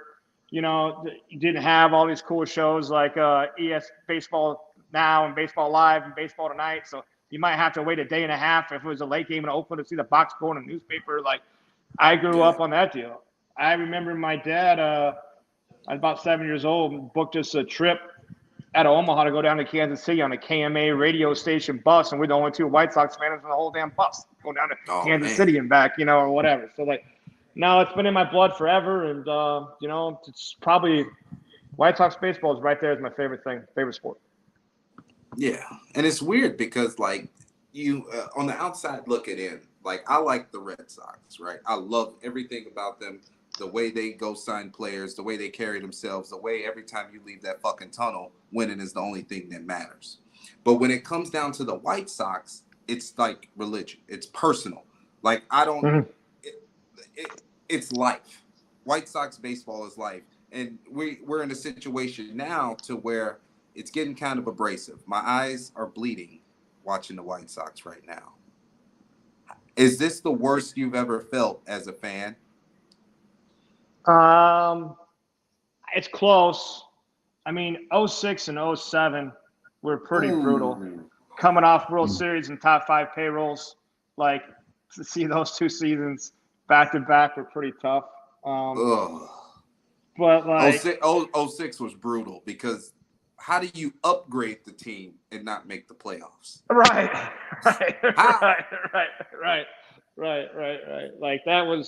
That was probably similar. I was really looking forward, still am. Like I said, I'm not pouting now, but I was looking forward to, now that I've understood more and learned more about the business from friends and stuff or whatever, I was still looking forward to, but this window here of TA, Mancada, Robert, Kopech, Cease, adding the Grandals, going and getting the closer, those are the kind of things you do to make pushes, and to just see lifeless flat baseball the last year and then continuing on to this year, it's been hard. It's been really hard to watch. It's not a good product. It's not a good product. Yeah. Gonzo, I talk about it all the time. 2008 was the last time the White Sox made me cry, and it's because we lost to that dog shit Tampa Bay team after we've worked our ass off to not only win the blackout game, but get back into what felt like 05 all over again. I got Ken Griffey throwing out Michael Kadire at the plate. I got Jim Thome hitting a ball to 47th Street. I was excited, and then poof, gone. Now I get to a point to where we're in 2023. It's like that every day. It's 2008 every day. Oh. Like Yeah, the last inning was 2023 in a nutshell. You just had fucking Mike Clevenger do some Houdini acts to get out of the inning unscathed. And what did you do? 1, 2, 3. Now he's back facing a fucking pest at the plate in Whit Merrifield. Yeah, and Juan called it. Juan said, watch them score nothing. Good job, Juan. Nice call. I was really hoping they would do something, but no. Yeah, I mean, Clevenger's working his ass off. And again, like, you go back to Lance Lynn, what he said yesterday, that sweeper, threw that one bad pitch, and it led to that big fourth inning. Same today, second inning. One bad pitch, hanging slur, or whatever he threw, slider. 3-run. Yeah. And I think the point is you both made it, and I think you guys are right there, and I think you should stay there. Like, the problem is if your starter goes 5 or 6 innings and gives up 4 runs, it shouldn't be game over. It shouldn't be death. You should still – that's – some days you're not going to always shut them out. We shouldn't have to hold them to 1 run to win. Like, if a guy goes 6 innings and gives up 3 or 4 runs, you're supposed to be in the game. Like, you're supposed to not feel like you're just dead. Yeah. And then it was a game the Blue Jays had against Houston where Kevin Gausman got lit up the first 40 seconds of the game. He still gave them, I think, 6 innings off of 8 earned runs because the manager trusted the offense to get at least something back. He held it in his heart of hearts. And you seen Gausman respond. I mean, shit, he gave them 5 shutout innings after that. Like, Houston didn't get anything just because when it was time to compete, here it is. And now you look at this White Sox team, we said it all fucking show. You're down 3, the game is over. Turn the TV off, go watch Friends or something. Or if in my case, go watch The Office. Yeah, and then we're right back to walking the leadoff guy. Like, come on. Walking a guy that stole 45 bags a couple of years ago. Yeah. So he's probably going to be in scoring position in the next 20 seconds. And then the guy at the plate is the one that just broke your back with a 3-run Johnson. Well, you walked last time too, I believe. Like, let me check this box real quick. He walked Belt before. Oh, was it? Yeah, he walked Belt before in that same inning. And now look, Danny Jansen's apparently fucking. When did the Blue Jays get Johnny Bench? Right. Now how we are, the 4th inning? Alejandro Kirk doing this. 4th inning, I can't quite see that as well as I used to. 79 pitches, 70-some pitches. I can't quite see it. 79 pitches. So, like, this is probably it for him. He's not getting out of here under 90, I don't think. Unless you get a double play here. Right. But you're wishing for a double play with Merrifield at second and Kiermaier at the plate. Those are 2 very fast guys. Oh, well. There we go. What do you guys play the infield in and allow them to have second base? Yes, because Jansen doesn't run well. I could still get a cheap out. I mean, if they score 1 here, it doesn't hurt me. Because the game will be in the same spot. Now, if you don't play the infield back, Kiermaier could get a cheap infield hit. Son of a bitch. Wow, I don't like that. I don't like that one. That would have been a great moment. That would be a great moment for your boy Katz to go out there before that at bat. Talk it out with Clevenger. I say it after the fact. I should have said it before that pitch. Yeah. We're talking about playing the infield in for a double play, and he hits a triple. The worst thing about this is, and Justin, you said it earlier, if you saw this box going down 5-0, you're like, oh man, Bichette and Guerrero and Varsho, they must be killing us. Springer, oh no, it's Jansen, Whit, Merrifield, and Kiermaier out there. Like, what the fuck? Toronto's looking like the island of misfit toys right now, Eric. You got guys beating us that you would love to take your chances with, and they're absolutely beat us. Yeah. All right, boys, let's take a Go I was ahead. gonna say, let's take a step back from the game now and get back to our regulated show, since we were doing much better in the game when we were on the regulated show than talking about the than talking about the game. All right, chat. Our first topic of Blackout Live is, what should the Sox do at second base? Your best worst case scenario. So let's just say these boys bounce back in May, right? And at the deadline, you're either in the, you have the division, or you're still contending with the division with Minnesota or Cleveland, whatever. What are you going to do? Are you going to continue to roll with Elvis? Are you hoping that one of these prospects takes over the reins at second base? Or well, worst case scenario, you're at the deadline and yeah, you're out of it. You're 10 games under. Are you trading TA? You saying screw it at that point at second base? Are you going to start, or are you going to make a trade for your future second baseman for the next upcoming years? Boys, let's go around the table here. Let's talk about the problem at second base and the signing itself of bringing back Elvis, for that being the consolation prize of second base going to this season. What do you think, Justin? Oh man, to be honest with you, I hate Lenine Sosa in the lineup. I'm starting to grow tired of Elvis Andrews, and my boy Romy Gonzalez is hitting closer to 150 than most. At second base, I think we should go out. We got to go outside of the organization. I'm not trying to say make a trade for a guy for 1 year. We need a long-term solution. Now, we already botched the Marcus Semien signing. Okay, we didn't go out and make a trade for a guy like Whit Merrifield, who would be fucking perfect for us. He'll fill a lot of fucking roles here. I got a guy in Pittsburgh right now. His name is Rodolfo Castro. I don't know how high they on. I don't know what the price is, but he could be a great option to go if the Sox want to buy low. He's a switch hitting infielder, has speed, has some pop. Yeah, he got a little hole in his swing, but at the same time, what do you want? What do the White Sox organization want to do with the position? Because Eric, do you think it's something that they don't value second base? They don't think it's important?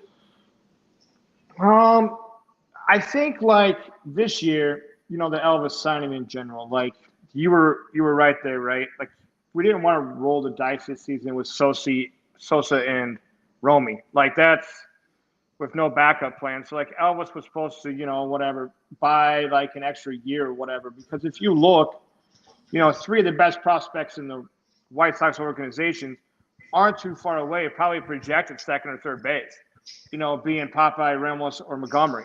Like somebody there is plugging that second base hole. So if you're thinking long-term answer, then like you're almost clogging yourself, or you're committing to something different, right? A little bit there. So I think they were trying to, again, culture change. Everybody loved Elvis. Elvis was saying the right things, doing the right things, like all the stuff, all the deals. So like, I think they wanted to see if they could buy a year and see if Popeye was ready, or what Montgomery did. Now Montgomery got hurt.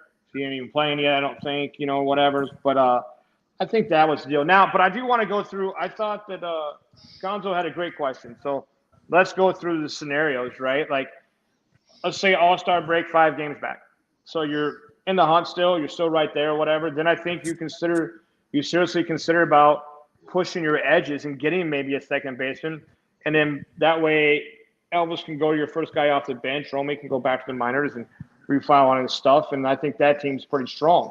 If you can consider doing that. Like, who can you get at second base? I mean, that's tricky. If it's me, one of the first teams I'm calling probably are the Reds. We all know the Reds are selling.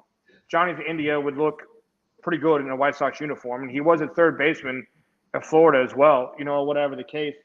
That'd probably be one of the first ones that I would probably be on a phone call with to try to patch. But yes, to answer your point, Gonzo, if you're in the race, I want to strengthen second base somehow and push Elvis to be in the first substitute guy instead of your everyday guy somewhere. Now, other scenario, if we keep getting beat by 6-0 by Kazmaier and backup players, Danny Jensen, then and we're out of it. You're not wasting any capital or anything to go trade for you're not going to a give away any long-term resources. second baseman when you have Montgomery, Ramos, and Popeye all coming along. You wouldn't want to do that. But if they're in the hunt, how close are we with Popeye right now? He's AA. He'll probably be in AAA this year. So I mean, I could see him, halfway through next year, maybe the start of next year if he has a huge year. But he's not terribly far away if he can stay healthy. Mm-hmm. Yeah. Probably the same projection for Montgomery, right? Montgomery's probably year and a half-ish, depending on health. So you think White Sox brass just going to sit on this until the kids are ready? I don't know. I don't think they're going to necessarily sit on it. I definitely feel there's going to be some pressure here. To be honest with you, I think they're going to sit on it because they want to figure out what they're going to do at shortstop first and then go from there. Yeah, we have a year and a half on TA, right? He's back next year. Then you're always going to have the tag option because they haven't got rid of that just yet. So I can never see him moving on from TA. I would guess he's a long-term candidate sign, especially what I can't wait to see, and I hope you guys talk about this in the future. I'll be listening, but pull up Savant. Do you have it, Justin? Yeah, hold on. Give me a second. I want to say TA's chase rate was in the 43s after being down in the 1s, 2s, and 4s. If that man can learn to walk and lay off the pitches at that degree, if he's picked up that skill set this quickly, he's going to be a dangerous, dangerous offensive weapon for a long time. And especially with the importance of second base now with the anti-shift rules, signing TA to a long-term deal and just swing him over to second isn't the end of the world. You think he's going to do that? I would be surprised if they let what I consider the face of the White Sox, let alone one of the faces of Major League Baseball, just walk. I would be very shocked. I mean, they did it with Pito. He was done. There was a reason. That's true. I'm just saying, as far as the face of franchises go. I mean, they didn't know. I mean, they signed him to 3 years and $48 million when they knew they weren't ready to compete, or they knew they were on the backside of competing. They gave him a 3 years, $54 million. I mean, they extended him from his deal. So when was that deal again? So they signed him. Well, it ran out last year. So what would that have been for 19, 20, and 21? So they signed him at the end of 18 for 3 years and 54. I think they tagged him. Then they worked out a 3-year deal or something after that. Savant isn't loading up right now. That's all right.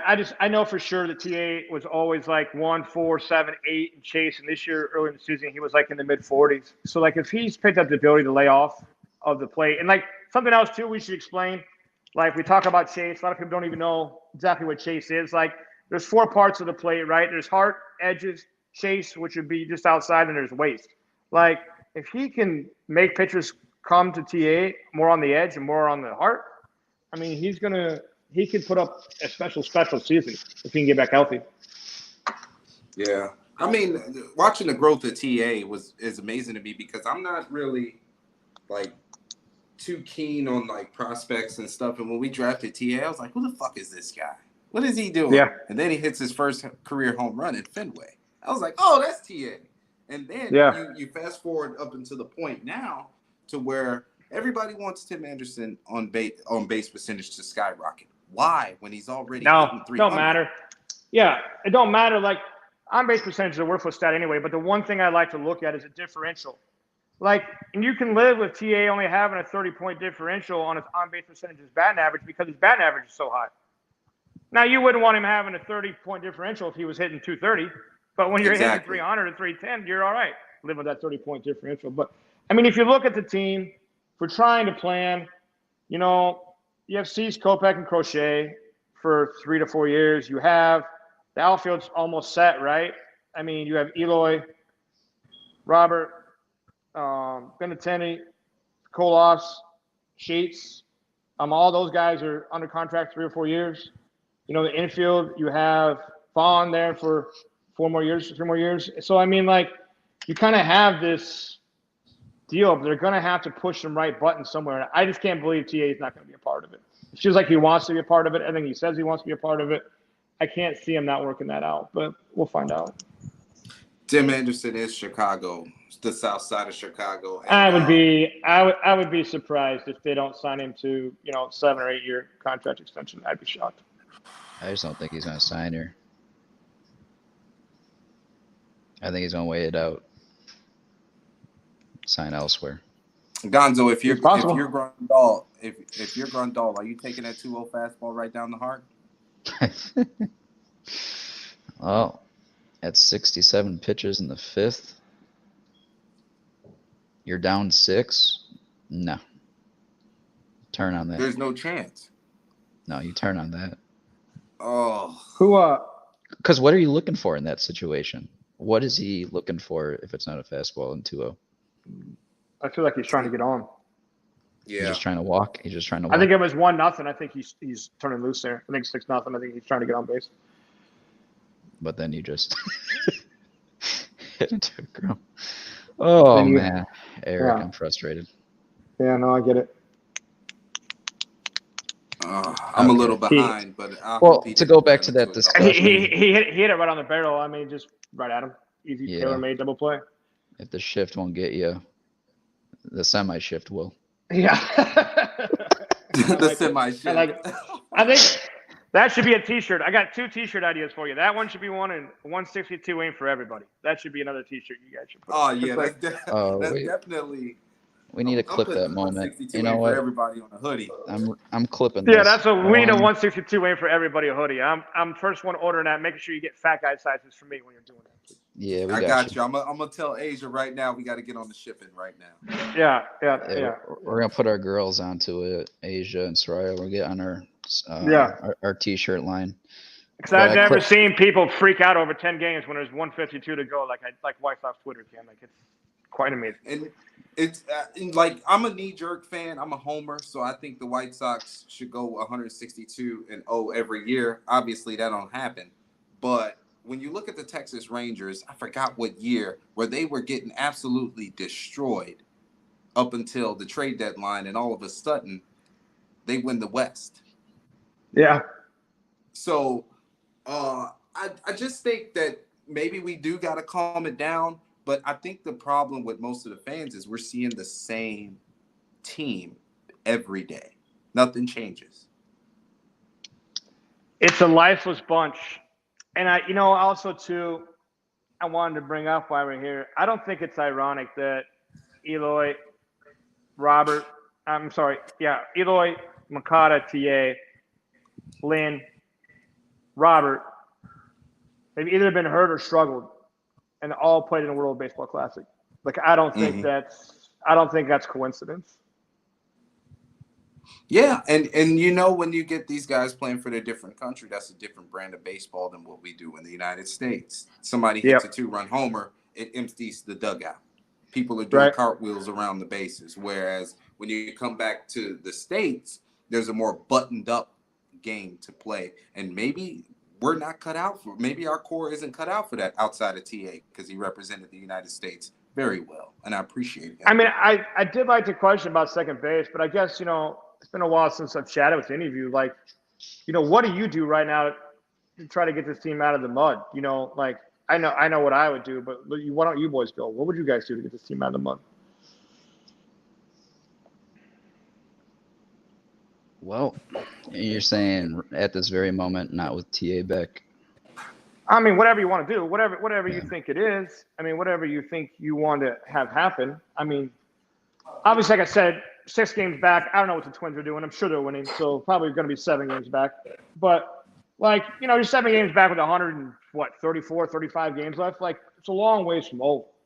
But, you don't want to panic. You don't want to necessarily send guys up and down, trade a bunch of stuff, change a bunch of stuff. But also, too, to Justin's point, I don't want to watch the same thing every day. I don't want to watch – I was going to frick out if I had – I was so happy they played Sheets and they played Romy today, because if I had to watch – Sosa, Colas, Andres going, 7, 8, 9 anymore, I was going to freak out. Yeah. Yeah. Like, literally, I'm really glad that Chapman swung through that first slider, because that could have been 7-0. Well, for one, I think you got to play with the – you say you don't want to play with the batting order, but I would. And I mean, I want to make sure that we get Robert going again. So I do want to see Benintendi back at leadoff. How I'd probably put Vaughn in the 2-hole just to test it out, because we've seen the success he's had in the 2-hole, and then put Eloy 3 and go from there. But yeah, that's about the best you can do at the moment with the current guys that we have at the moment.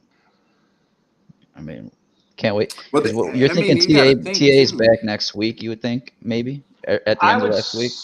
I would say latest he's back is probably Monday. They said today he needed 10 or 15 at bats. Sounded like he's super close to going, so I could see him waiting until they're out of Canada and going down and playing the weekend in Charlotte, getting his 10 or 15 at bats and joining the team Monday, Tuesday next week. Yeah, because the start of the series is Tuesday next week at home. Oh, we actually have Monday off? Yeah. Yeah, you got Monday off. And Monday's also off for the minors. So I think, I think you're onto it, Gonzo. I think that's going to be, we get out of Toronto tomorrow, right? Then he can go to Charlotte for Thursday, Friday, Saturday, Sunday, take Monday off, come back on Tuesday and play.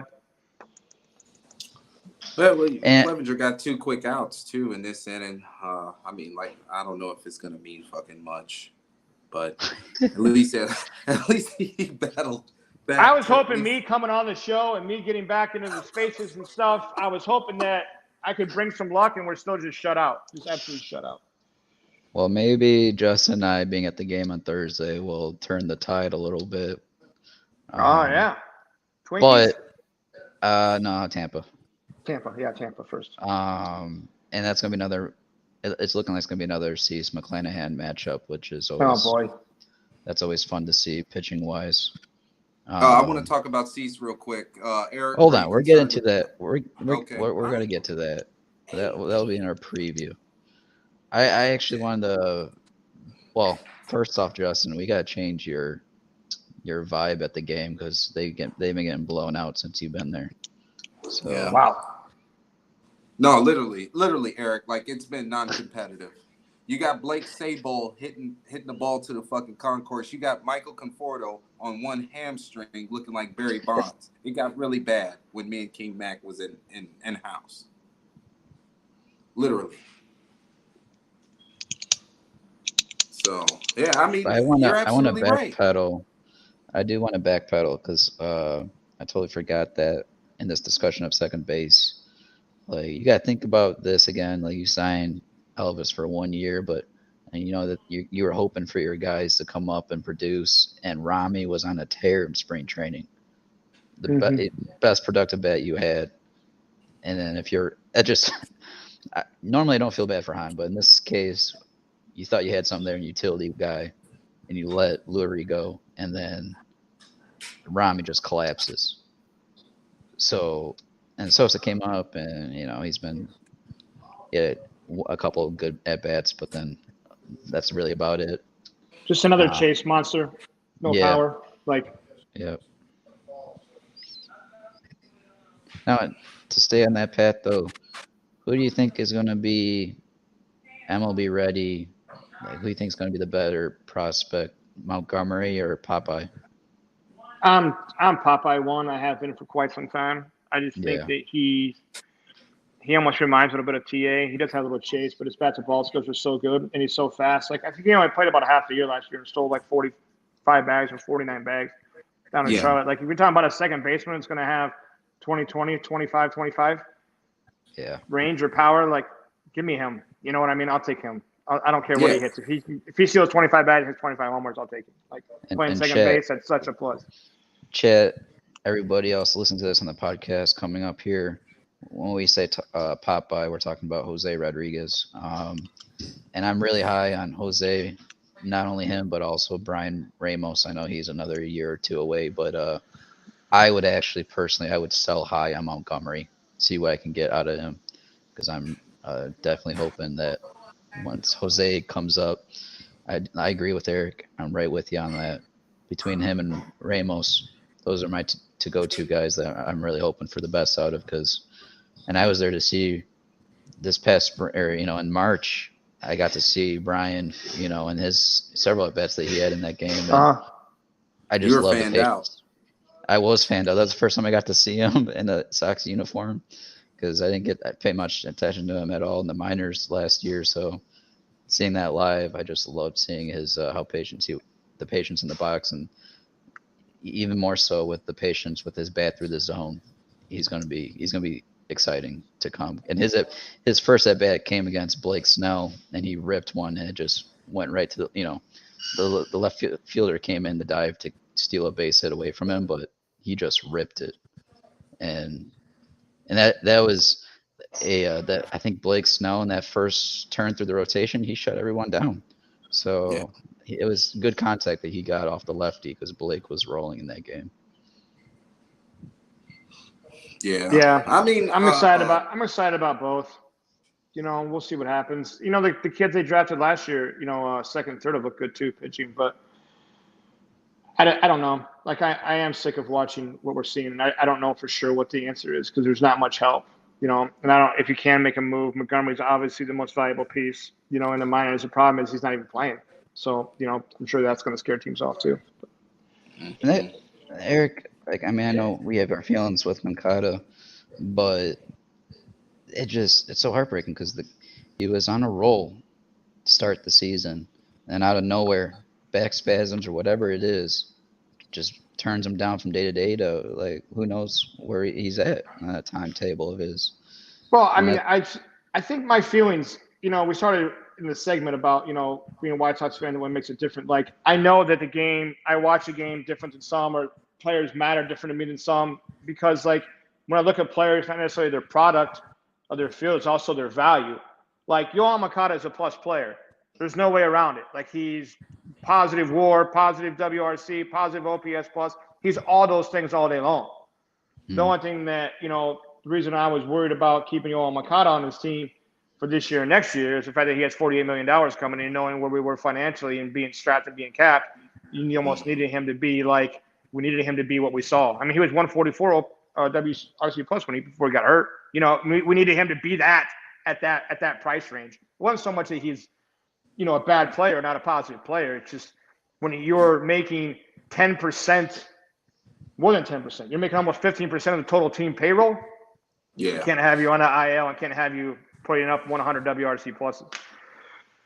Yeah. Yeah. We was talking about it on BGR with Aussie Sox. He was like, come on, how Rami. much are you helping me when you're on the fucking timber for, 30% of the year? And you're making, like Eric just said, $48 million. The man hasn't matched the money in Moncada's case at this point.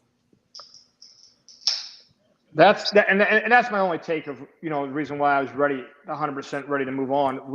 Not only that, he was checked out some last year, let's be honest, but so was half the team. So if you're going to blame him, you got to blame, about everybody. I mean, TA looked god awful at shortstop last year before he even went out. So, I mean, to me, the team is better with Moncada. There's no way around it. And I can't wait to see him get back for a few reasons. I can't wait to see what to do with the roster. I can't wait to see how it goes.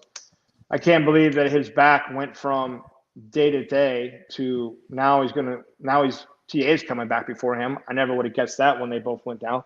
Right? Yeah, that's weird. Because when you think of day to day, I'm thinking, all right, you're out Monday, I'll see your ass Friday or the weekend. Yeah. But now it's back all of a sudden. Now they're saying he's not even swinging. They said today, I think. They said he's not even swinging yet. So, he's a couple weeks away still. Ugh. All right. Now we have another topic for this segment I'd like to introduce as we got Rami striking out, runner on first, one out. But the chat, the question is Lance Lynn going to be the next Dallas Keuchel for our pitching staff? And that I don't like. You talking about that Lance Lynn? That Lance Lynn, that fucking bastard. Yes. I want that. Where's that Lance Lynn at? Where's that boy at? And Eric, I hate asking that question because we, me and you were going back and forth second half of last year because Lance Lynn had statistically the best performance on the second half out of our rotation. Yeah. And he was competing with Mr. Dylan Cease, that nasty fellow. You said it right the first time. Lynn had the better second half last year. You said it right there. Yeah. Yeah. No, I'm not. That's- I'm not worried about Lance Lynn. I mean, I would never be worried about Lance Lynn. It's the same people that were worried about Grandal last year. Like, you don't I'm put still up worried about 50 Grandal. I don't know why.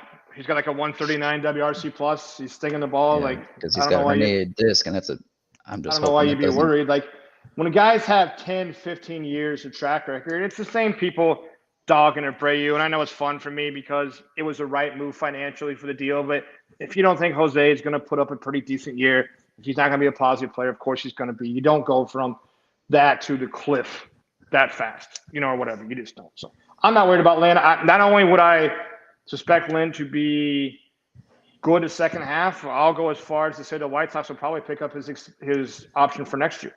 Ooh. That's a hot take right there. Yeah, I want to clip that. We went from Keuchel to the extension. Okay, Eric. Well, not an extension, but it's an option. He's got an option for next year. Yeah, I think the Sox club option. Yeah, I think the Sox pick it up. Cool. Oh, okay, but still. Yeah, I think they pick it up.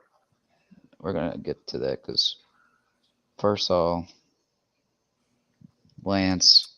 Oh man. So Eric, you don't really feel like he needs, to eat a salad or whatever they were saying on the score? I don't think nothing. I don't think nothing needs to be different. To be honest, I mean, if I was worried about any pitcher that we have on our staff right now, to be honest with you, it would probably be Kopech. And the thing is like with his starts lately, Lance, it just seems like he's been when his confidence is rolling, and he's following through. But then when he starts to struggle with his pitches, he's just short arm. He starts short arming it and not following through in his motion. And whatever 670 wants to say about being overweight and that affecting him, like that's just who Lance Lynn's been his whole career, and he's he has some nasty stuff. Sometimes that weight helps. Being overweight helps. I mean, at CC Sabathia, the difference, that guy pitching overweight throughout his whole career. And then when he goes in retirement, he loses all that weight. Like some guys, it just helps them. And I don't see that being the issue to his current performances. That's just a joke in itself with what 670 was saying with eating salads. Or no, that was not 670. Well, that was Steve Stone on 670. That was Stone Pony on 670. Stone Pony. Come on, Stoney. Need better takes than that. I think with Lance Lynn, you hit it right on the head, Gonzo. He's short arming the ball. And usually when you short arm it, you're not going to be able to hit the corner on the glove side because you're not extending through the pitch. I mean, you look at what transpired yesterday, and outside of Luis Robert making a spectacular catch on Matt Chapman's fly ball, that was still a fastball that he short armed up in the zone. And it didn't get far enough away from Chapman to where he still put a good barrel on the ball. So I mean, from what I've seen in Lance, the stuff still looked good. I mean, everything is just moving. It's just he's not finishing pitches. Yeah, I agree with both of you. Watching that last start, it seemed like he was, I call it aiming, but same thing, right? Almost instead of just letting it flow, like you're trying to he's shortening it and doing a deal. And a lot of times, I guess this goes back to the salad joke, but a lot of times some of that stuff happens when you don't feel the best, right? You don't feel like you're not full blown. But again, I just doubt that it's a coincidence that he pitched in a WBC. And we all know starter pitchers go through 2 or 3 dead arm periods a year, whatever. His is probably going to come a little earlier because of rearing up for the WBC. And he just, it looks a little flat, but I'm not worried about. I know last year our buddy Asinine was trying to bury Lynn in the first half, and we all had good fun at Hague's expense for the second half. But I'm not worried. I don't worry about guys that have proven track records. Like, you just don't. Like, if you're worried about that, you're going to worry about a lot of things. I just don't worry about it. Guy's been a winner forever. Yeah. Gonzo, so in your heart of hearts, do you honestly think Lance Lynn is cooked? No, I don't think he's cooked. going to be interesting though, because I mean we're talking money, and I'm not sure I would pick up that option, to be honest with you. With his age where he's at, I'd use that money wiser on a pitcher for next year.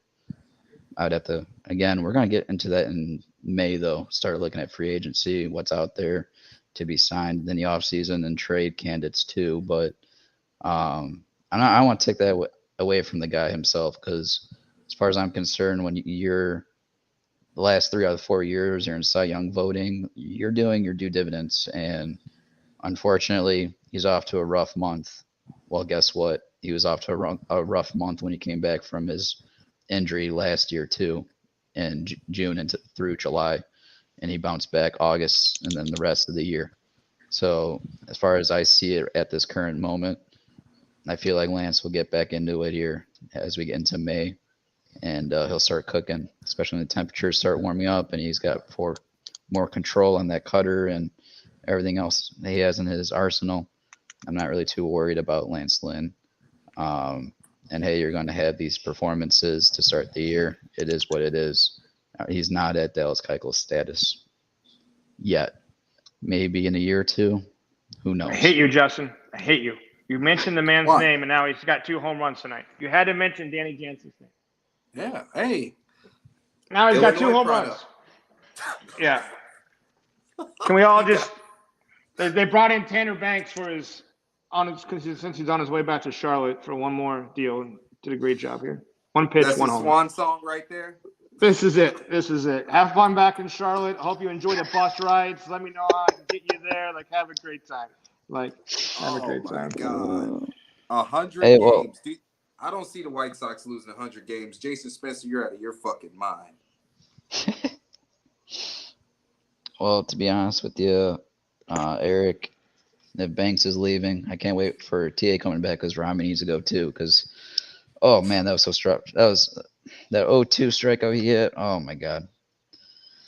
Yeah, they'll move Sosa first just because of Rami's versatility. But yeah, no, I'm with you. They've all been so bad. I could send down about 5 people right now, and I wouldn't hate it. But you can't. But I'm guessing, what's today? Tuesday.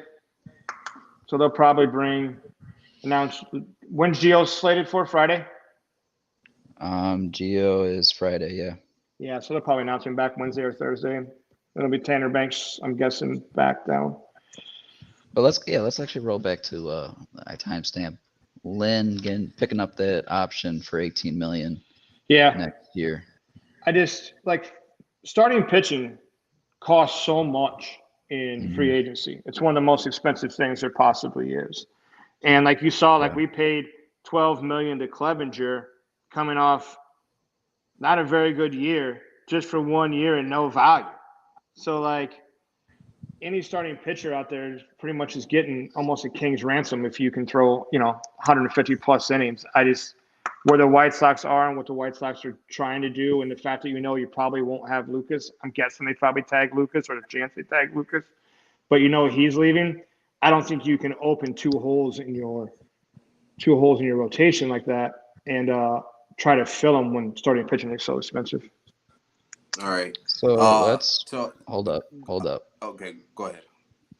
Well, what were we going to ask? Because I wanted to continue on that. No, I was just going to say to all the listeners out there, I'm in a fantasy league with Eric, and I've been trying to get fucking George Springer off his roster, who just got his 3rd hit of the game today. Eric, name your price. Get a deal done. Now. I don't get hits. I need hits. So we'll backtrack there. So Eric, for our listeners, can you go through the mutual option on Clevenger for next year? Yeah, so that's basically that's just dead. Mutual options are never really a thing. The only reason they do mutual options are it's a way for them to defer money. So basically it said, Clevenger, I'm signing you for 1 year, 12, but I want to pay you 8 now, and then when we both agree you opt out at the end of the year, I'll give you your other 4. He's never signing back. There's never going to be a spot where they go, okay, next year $12 million for you makes sense. It's never going to happen. He's either going to be so bad he's never making $12 million, or he's going to be so good that he's going out to try to get more money. So mutual options never ever accept it. It's just a way to defer money for the front office until the next year. Yeah. So with that being said, Eric, next year, right now in the books, you got Cease, Kopech, Clevenger. I'm gonna say you allow Gio to walk, right? So you're gonna have, then you have Lance Lynn on a club option, right? So yeah, this is where you can get interesting, right? I mean, me personally, I would move that. I wouldn't go with the club option. I'd use that money for a pitcher, but I would also, let's see. And I haven't really looked at the free agents yet for pitchers in the offseason or the trade candidates next year, because I think Means in Baltimore, I think he hits free agency not this offseason but the following one, so he's on a 1-year deal left. So that might be interesting, but he's also coming off an injury too. That would be interesting though. But there's going to be a lot of interesting names there. But I feel like if it was me, I'd want to trade for a pitcher and then put some money into a pitcher too, even if it's just for a 1-year deal. Because you got to think though, Eric, in 25, Schultz will be coming up, so that's a guy that you want to put into that rotation. So yeah. Yeah, I feel like I want to put. Far, but I really want to invest in those two holes some way or the other. And yeah, I know, but I want you to understand a little bit here what you're saying, right? I mean, I'm not disagreeing with you, but I'm just saying what you're saying is if you're rolling with Cease and Kopech only, you've created 3 holes in your starting pitching that you're going to try to fill in the most expensive market, hardest market to compete in. You got Clevenger. But he can't get picked up, though. That's a mutual option. He's done. He's done for sure. Okay. So the only person you could retain in that sense is Lynn. Right. That's why I'm saying I think that's why he gets – and you got almost no help from the minors. Maybe Sean Burke's ready. Maybe. Yeah. Maybe Davis Martin's ready. Maybe. But, like, you almost got to have, like, somebody else that can get you 150, 170 innings. And to me, like, even though $18 million sounds like a ton, remember what we just paid Clevenger for unproven deal. We paid him 12. So the reason I think he get put up might not have so much to do with value as it does club situation. I don't want to open – Crochet could possibly move the starting lineup too, but I couldn't see that till the second half of next year, if anything. So, I mean, I think they pick it up out of necessity more than probably anything else. I think, with what you brought up there, Crochet, though, this is where I'm at with him. You need to judge that off of how he comes back this year, because it wouldn't be a bad idea if you do put a limit cap on him to be that 5th-man rotation, and you're just splitting, reps with him and Davis Martin. But yeah, I mean, that is a very good question, because when you go back to last August, before he had a setback, Hahn was saying that he projects him as the starting pitcher in this rotation for this year. But then he had a setback, and that threw that, opportunity out the door. So, this is something we're definitely going to have to revisit, because well, they're going to want to keep him strong. Right. They're going to want to keep him to what, 75 innings this year, probably. That's normal after a TJ. Then maybe he gets to 110, 120 next year, but it's not quite full starter role. Quite. It's close, but not quite. But didn't Kopech last year, he ended at, was it 119, was it? I think he get into 120 with the postseason. I think he got into 120, didn't he, or 119? No, that was the year before. He went over 75. Yeah, he might got to 120 around last 120 year. last year. Yeah, but he was burning out at 90 innings. Yep. So, yeah, that's why I think you would try to put that 90 inning limit on Crochet, and have Martin there as an opportunity to split some starts. They're so thin. If they're thin anywhere, they're so thin in starting pitching. I can't see letting Gio, Clevenger, and Lynn walk in the same year. Yeah. That's the reason why I think they pick it up. They're so thin. Yeah. Especially now with the guys that you're introducing to the rotation, those are guys that need to be nursed for 6 months. It's not like you're just going, all right, kids, give me 150, 170 innings. Right. Good luck. There. Right. Yeah. That's not the case. So. Man, I can't believe Barrios is shutting us out. From Andrew Vaughn, though. Just right at Springer. Right. Smashed it. Oh, there we go. We got our boy OJ with us, Junior. How's your umpire? How's your umpiring and your boy Osu swimming? Swimming was great. Umpiring, I think it was Argo Community High School. Beautiful field. They slaughtered the other team, Evergreen Park. It was good. They had a really good Venezuelan player. Just got here a couple months ago. It was cool. But we got White Sox? Yeah. Be losing money. Oh, well, they're catching up. They're only down 7. Danny down a touchdown. Only down a touchdown. So I don't want to chase. I probably could try to hedge my bets and bet that they're going to get an over and get out, or with my bad luck is completely losing twice. Today I bet very heavily, substantially on the White Sox at least winning the money line. I also had them at the plus 2.5, meaning protecting myself so that they would lose. If they lost, it would be by less than 2.5 runs. And from what I've seen on MLB.com and the ticker, it's an effing disaster. So I'm upset because I don't like betting White Sox because they piss me off most of the time. And I stopped betting the Tribe because of that. And now the White Sox was my first big bet that I did in a while, other than the smaller bets I make for the show. And it's been a bad one. Like, I thought they were going to destroy Barrios. Barrios is overrated. He's horrible for Toronto. He has not been pitching well. Everyone's been hitting him. He is a piñata of the American League East, and the White Sox have not scored a run yet. It is extremely disappointing, and I'm very upset because I'm going to be honest. Pedro Grifol came in here with a very positive attitude, which is great.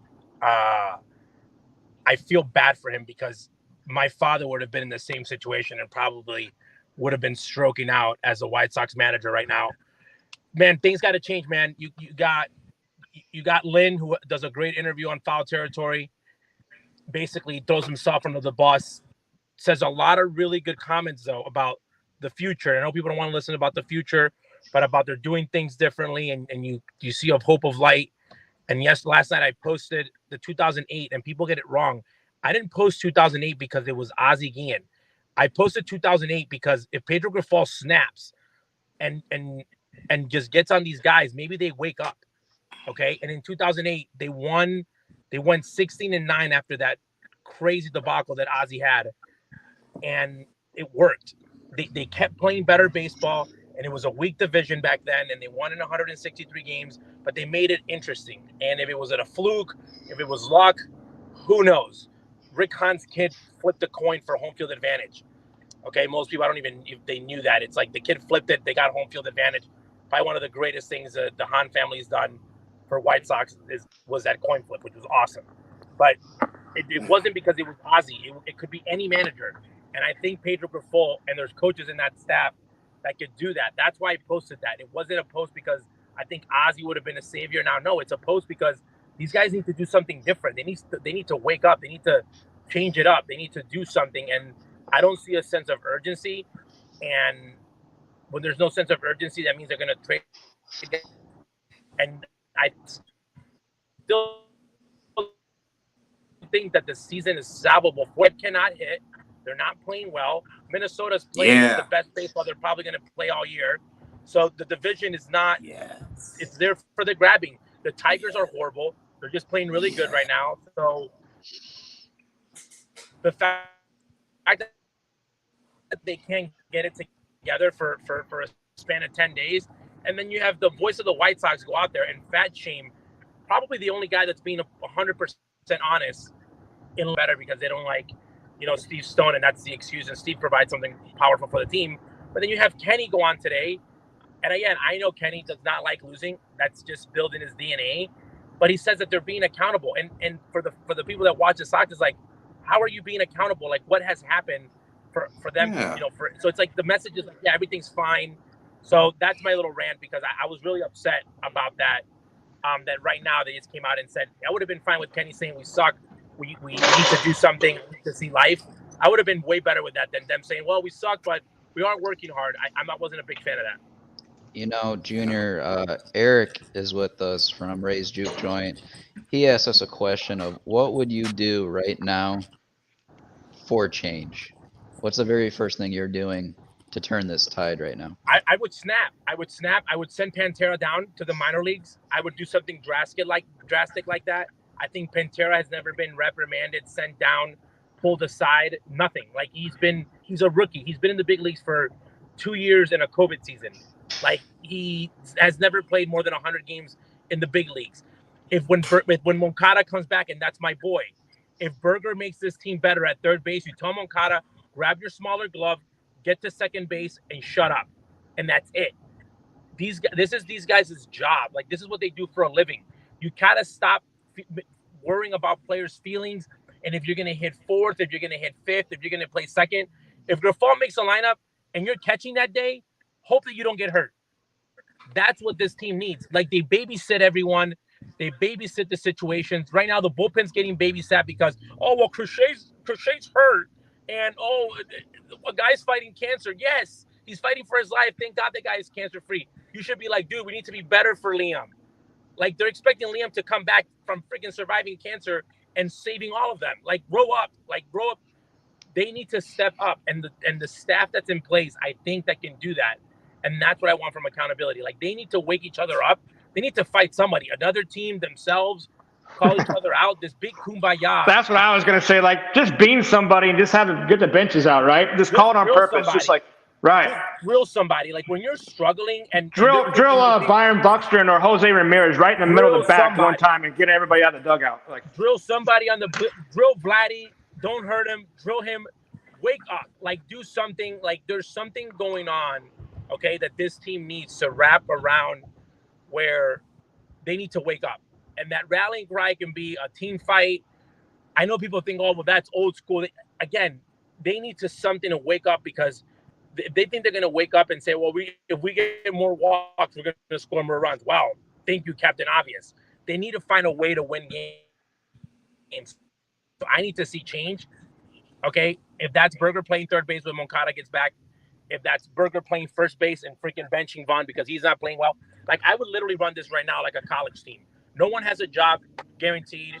This is what I'm going to do, and let Pedro do Pedro. And that's it, because they can't get any worse. Well, OJ, that's the reality of it.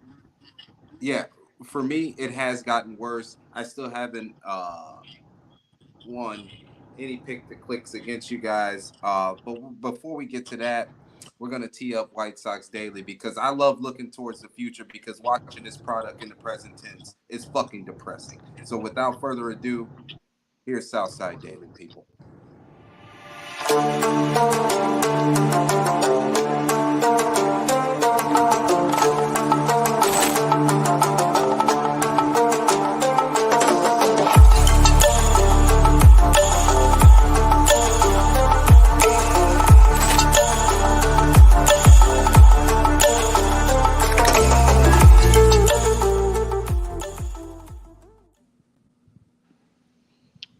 This is Southside Daily, our weekly preview. And, boys, I'm sure tonight they're losing this game, so they're losing the series. But we have the series finale tomorrow in Toronto, and it is Kopech on the mound. And I didn't look to see who he's up against, because I totally forgot Barrios went pitching tonight. But Junior, Kopech, he's been struggling. However, I know Eric will show us the savant of him with his four-seamer, but what do you think is going to go on tomorrow with these weekly bets? They're getting swept. Yeah. They're getting swept. Toronto, they cannot get out fast. They cannot get out of Canada fast enough. Get out of Canada. Get out. Come back home, regroup, see your wife and kids, hug them, get out of Canada. I'm not expecting Michael to win the game. They'll probably lose a close one. Hopefully pitches decent and the offense blows up, but as bad as it's been, like today hurts, man. Barrios sucks. Okay? That's plain and simple. I've had him as one of the guys that I've always had him coming back and being a great pitcher. He's just been absolutely horrible for them. So the fact that they couldn't hit him I'm really concerned. Like, again, can Kopech? They're going to score like a couple runs off of him. So it's like, can the offense hit the next guy? So I think they get swept, and then you just regroup and try to find it at home. So they actually, Toronto moved up Barrios to tonight, and tomorrow they're throwing out the lefty Kikuchi, who was from Seattle previously, but Yeah, King Kuba. King Kuba, the lefty. So I think the Sox previously have gone back and forth with the lefty there, but we'll see if they can turn around on him. But yeah, I'm with you, Junior. I think they're going to get swept, and then it brings us back home. They start a homestand, and it's going to be Thursday through Sunday versus At least Tampa we get Bay I was going to Rays. say we get a break with Tampa, Hey, right? I'm going to ask you guys a question. Okay, Yeah. the best Yeah. player is about to come back on the roster. His name is Tim Anderson. That the Atlanta Braves are in die-hard need of a shortstop. They just won 8 games in a row, but for them to go deep in the playoffs, they need a shortstop that can catch the ball. That's TA. Okay, he fits perfectly into their lineup. That team would just be scary. Okay, he could fit into the Dodgers. There's another team that could take TA right now and just game change their whole lineup. I think. Do you guys think that if the Sox keep struggling, do you think that you try to move a TA or move somebody to try to make this current team better? Because I'm starting to believe that they can try to compete with the division, making the team better without one of their superstars. I don't want to see Tim Anderson in any other jersey other than the Chicago White Sox, Junior. Well, that's going to happen sooner or later, buddy. The White Sox are in a list of 3 teams. One of them is Oakland, who's moving to Las Vegas, and the other one is crappy Kansas City that has nothing amazing about other than Arrowhead Field and the fact that Patrick Mahomes is the quarterback. Nothing else in that city is great. Part owner too, right? Part owner. And then the Chicago White Sox are the only 3 teams that have never spent $100 million on a player. Do you think they're going to make TA the first guy that they spend $100 million on?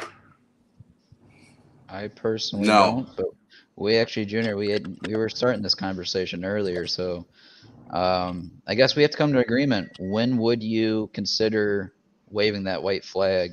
And well, there's the thing. It's not a white flag. It's, can you make the team better by this upcoming week? Okay, so this coming week, again, staying on the White Sox Daily, is it Tampa that comes again? Yeah. Is it no name Tampa? Yep. Correct. So you see how you play against Tampa, and then again, whatever comes out of Tampa, if you think you can make your team better, depending on, he's got to come back for a little bit and play. Depending on how the team bounces back, again, I think that the goal right now for them is to play 500 and keep it within 5 games in order for them to be able to still be in the division. That's like worst best case scenario. And we were talking about second base, Ozzy. So if you're saying you're going to move on from Tim Anderson, right? You're going to say this team's going to be better. So you're just going to move Elvis back to short, and then what are you going to do at second base? Like, move Elvis, play Lenny Sosa. Again, guys, they're losing games with all these guys there. Or play Moncada at second, make him upset that the fact that he starts playing well and gets trades himself, and play Berger at third and see what you have there. That's what I think. And again, it's not TA. If they can move Eloy, I think that this team can compete for a division without one of their main players that can actually return them back some value, except the pitching staff. If they get rid of one of the pitchers, it's just over. Yeah, they don't have much pitching depth. The problem, though, is you don't see too many trades. It's very rare that you would trade a contender, trade with somebody trying to get better, and you get back major league ready talent because they're trying to contend, right? They're not making a move for a year and a half, right? So the fact that we could get back, like we won't be able to get anything back, we could plug in right away. But yeah, could we get a starter pitcher of the future a year or 2 away or something like that? It makes sense, or whatever the case. Here's the part that's tricky about that. If you're a good general manager, you do find something in their roster that you can use this year. That is the question where we would put the front office again on the gauntlet. That are you going to make a great trade and trade for something that's going to be of value now or in the future? Or are you going to be the Marlins when they traded for Miguel Cabrera to Detroit and they got 5 guys in which one of them made it to the big leagues? Like this is my biggest fear. This is my biggest fear. TA goes to they play this week. TA gets back. in the middle of May. TA's playing great. They trade him to the Braves, and the Braves sent back Brent Littlebridge 2.0 and Tyler Flowers 2.0. Yeah. What's wrong with Brent Littlebridge? Brent Littlebridge, when he was traded to the Chicago White Sox, was traded as the future shortstop for the team. I don't think that panned it out for like that way, right? He was a great player. He did great. He did fine, but he was not the starting shortstop of the future. Yeah. To your credit, though, I mean the Astros did it. They traded away. What? They traded away Correa. By the way, are you comparing the White Sox to the Astros? The only thing the White Sox and the Astros have in common is that the fact that they play in Major League Baseball and they went to a World Series together in 2005. Well, no, but in the scenario you just said, you're trading away one of your stars. Yeah. Houston traded away Correa, but they had Pena ready to go at short. We don't have that at this current moment, but I get what you're saying. You can move, if you want to, move Moncada to second, and then you have Elvis at short. But there is value for Tim. So I mean, from a front office standpoint, like, what is that? Yeah, I think he just ran over a squirrel or a bag of chips. Yeah, I mean, I know we've been over this. We've beaten this horse a million times, but from a front office standpoint, like, you're almost hoping the third baseman for the Mets just blows up and sucks too, right? Yeah, something's dead. Is that me? It's not me, right? Nah, No. it's okay. Yeah. We'll get back with Junior. Will join us whenever he's done running over that raccoon or whatever. Yeah. All right, he'll be back with us though. Thursday, me and Jay are going to be at the game, and we were just alluding to this earlier in the show. Cease versus McClanahan. Now, you're hoping that Cease goes longer than 4 innings than he did on the road at home. That would be ideal. You also have to hope that these hitters can lay off the changeup out of the zone low and can hunt the fastball in McClanahan. Now, this is going to be a fantastic pitching matchup. It was a good one on the matchup on the road between the two of them. But, yeah, you need your ace to go deeper, and you need this offense to provide them some support. However, you're going to get it. And right now, the offense is shit-ass cold right now on the road, getting swept in Tampa Bay and probably going to get swept in Toronto. So how are you going to do it? What's your approach going to be versus McClanahan? I mean, Eric, we saw, last spring, these boys went up against Justin Verlander with a nice approach, burnt him, and won that matchup. So what can we do versus McClanahan? I mean, nothing. You just hope he has a bad day. Hope his wife's mad at him. Hope that he's feeling sick. Hope that his dog died. Hope something went wrong, like, or whatever. Like, against this Chase team and Shane McClanahan, like, I like our chances winning tomorrow with Kopech better than I do with McClanahan on the hill. Like, there's not much we're going to be able to do. You ain't going to be able to fix this in 3 days. Yeah. It's sick. So, like, I was afraid. That would be my day off. I would play all the kids. I'd play all the kids that got no fear. Put Colos out there. Put Romy out there. Put Sosa out there. Rest some of your guys and be like, you know what, kids? You got no fear. Go get them. Hope good things happen. Like, just go get them. Just go get them. Can you imagine Oscar Colas batting cleanup against Shane McClanahan, but he didn't get into the lineup against Jose Barrios? Well, by the way, that's something that when you look at the lineup construction, that he would have been somebody that I would have loved to seen against Barrios, just because he is one of the weaker arms, and that's the guys that you want to see him, the Colas to go attack on. But I agree with that approach on that day of go out there, man. Let them be fearless. I know that you're trying to win, because at this point with this record, if it gets worse, it gets worse, but it could get better, and maybe that's what they need. Maybe they need one of those guys to just feel free and kind of just do their thing. And again, just go with the guys that you're going to go with. And again, we might be seeing Oscar Colas hitting fourth way sooner than we're thinking that we were planning on. This is all tough. Right. Let's fill in the rest of the series here.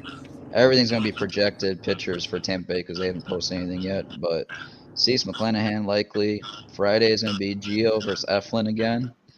And I don't know what the hell, our boys are swinging at with Eflin on the mound in Tampa, because that was just rough to watch. But then Saturday, you're likely going to have Lance Lynn versus their rookie in Walker. And then Sunday, it's going to be Clev versus Rasmussen. I'm actually hopeful in this series. I have a feeling they're going to split it with Tampa, surprisingly. What? I do. Yeah. Dude, Tampa can't keep winning. Yeah, plus They need to take some L's. with on the road, the Sox were in those games. Yeah. No name Tampa needs to they need to lose some games. Mm-hmm. And I think they're going to win some of these games that could have went either way. I feel like the Sox are going to steal some, and I think they're going to split the series at home.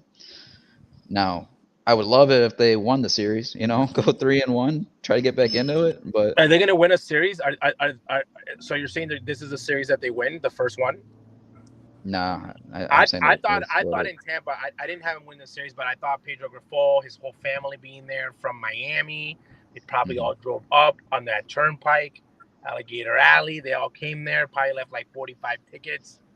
I thought that they were good. That was a series, and he was in it. You know, I feel bad they had to watch that in probably like in real life, like in person. That debacle. But I at this point though, man, like I'm gonna be honest. Like you're looking at the math. Tampa can't stay that hot. The Sox can't keep just completely melting out the way that they are. Right. So, it's baseball, right? It's baseball. So they got to split. So I would take the split. Potentially, it could be their first series that they win, because they were in the games against no-name Tampa. They've been in the games more than they have against Toronto.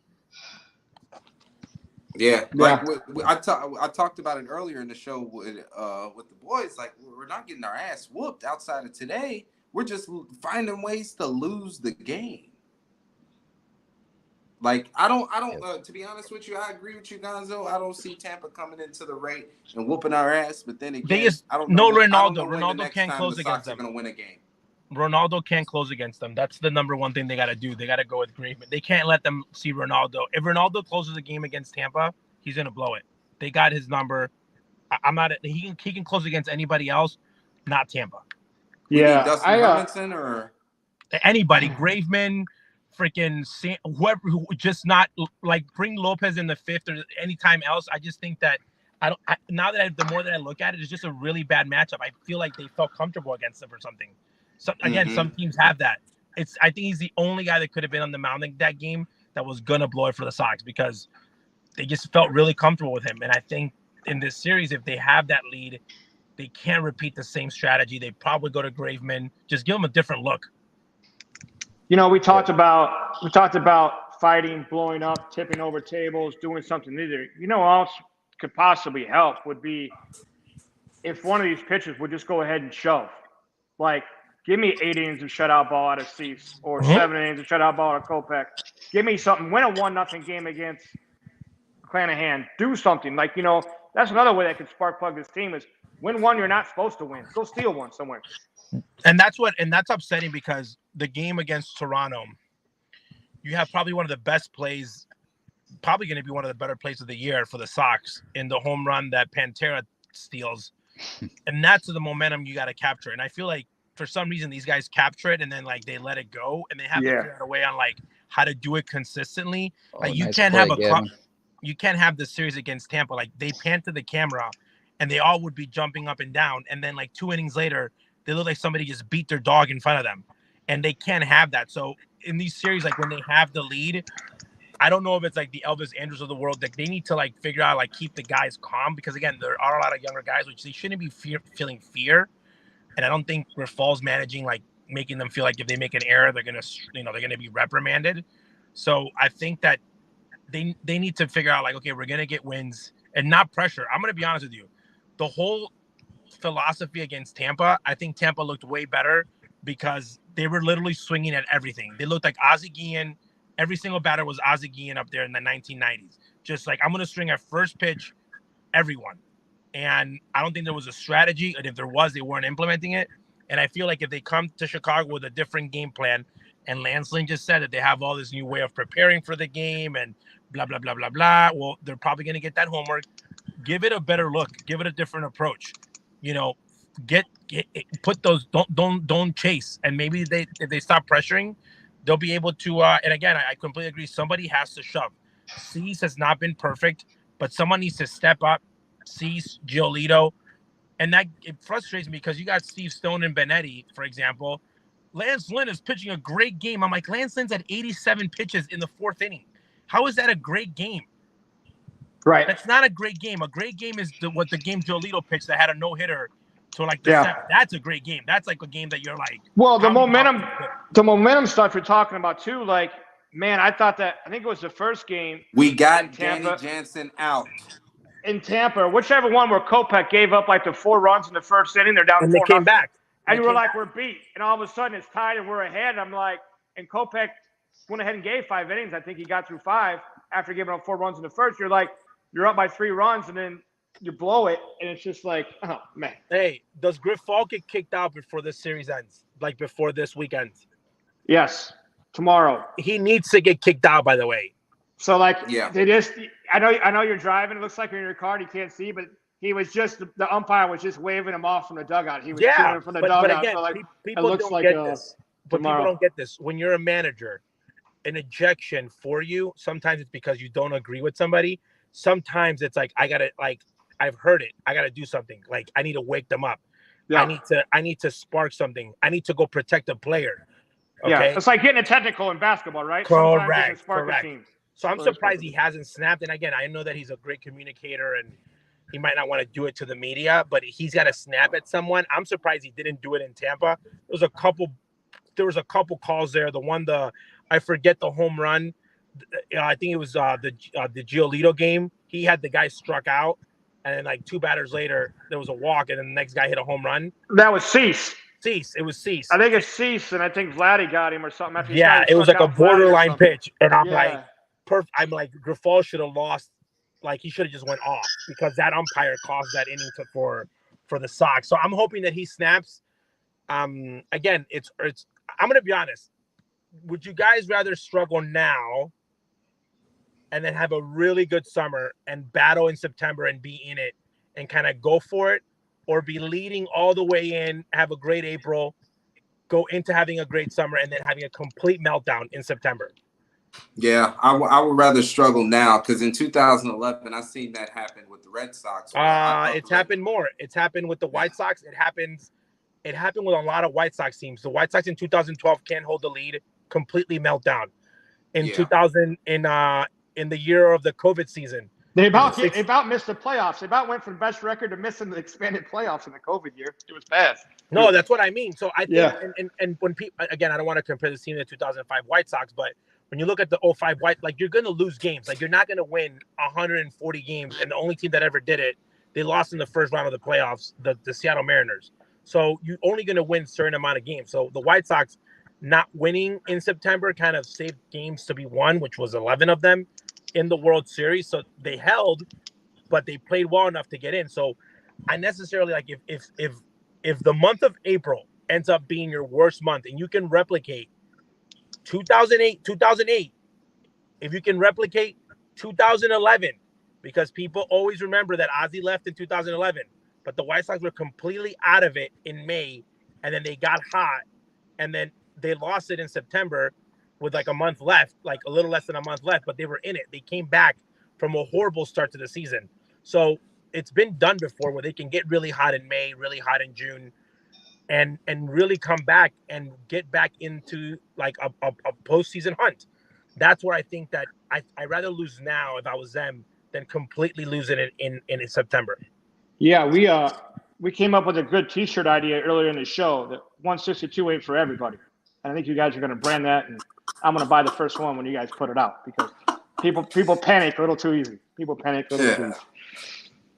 Well, it's also the worst. Again, I know that they're saying, "Oh, it's about playing easy teams or hard teams," and it's fine. But you're gonna have, like, if you can have, as long as you go into the month and you kind of hold that on together, and you can have a solid May and you can have a solid June, and obviously you got to grow on that. Then your season's not over. So this whole, like, the season's over, maybe for the fans, I guess, but for the players, it's not, man. For the players, you're like, if your season's over and you're a player, you're done.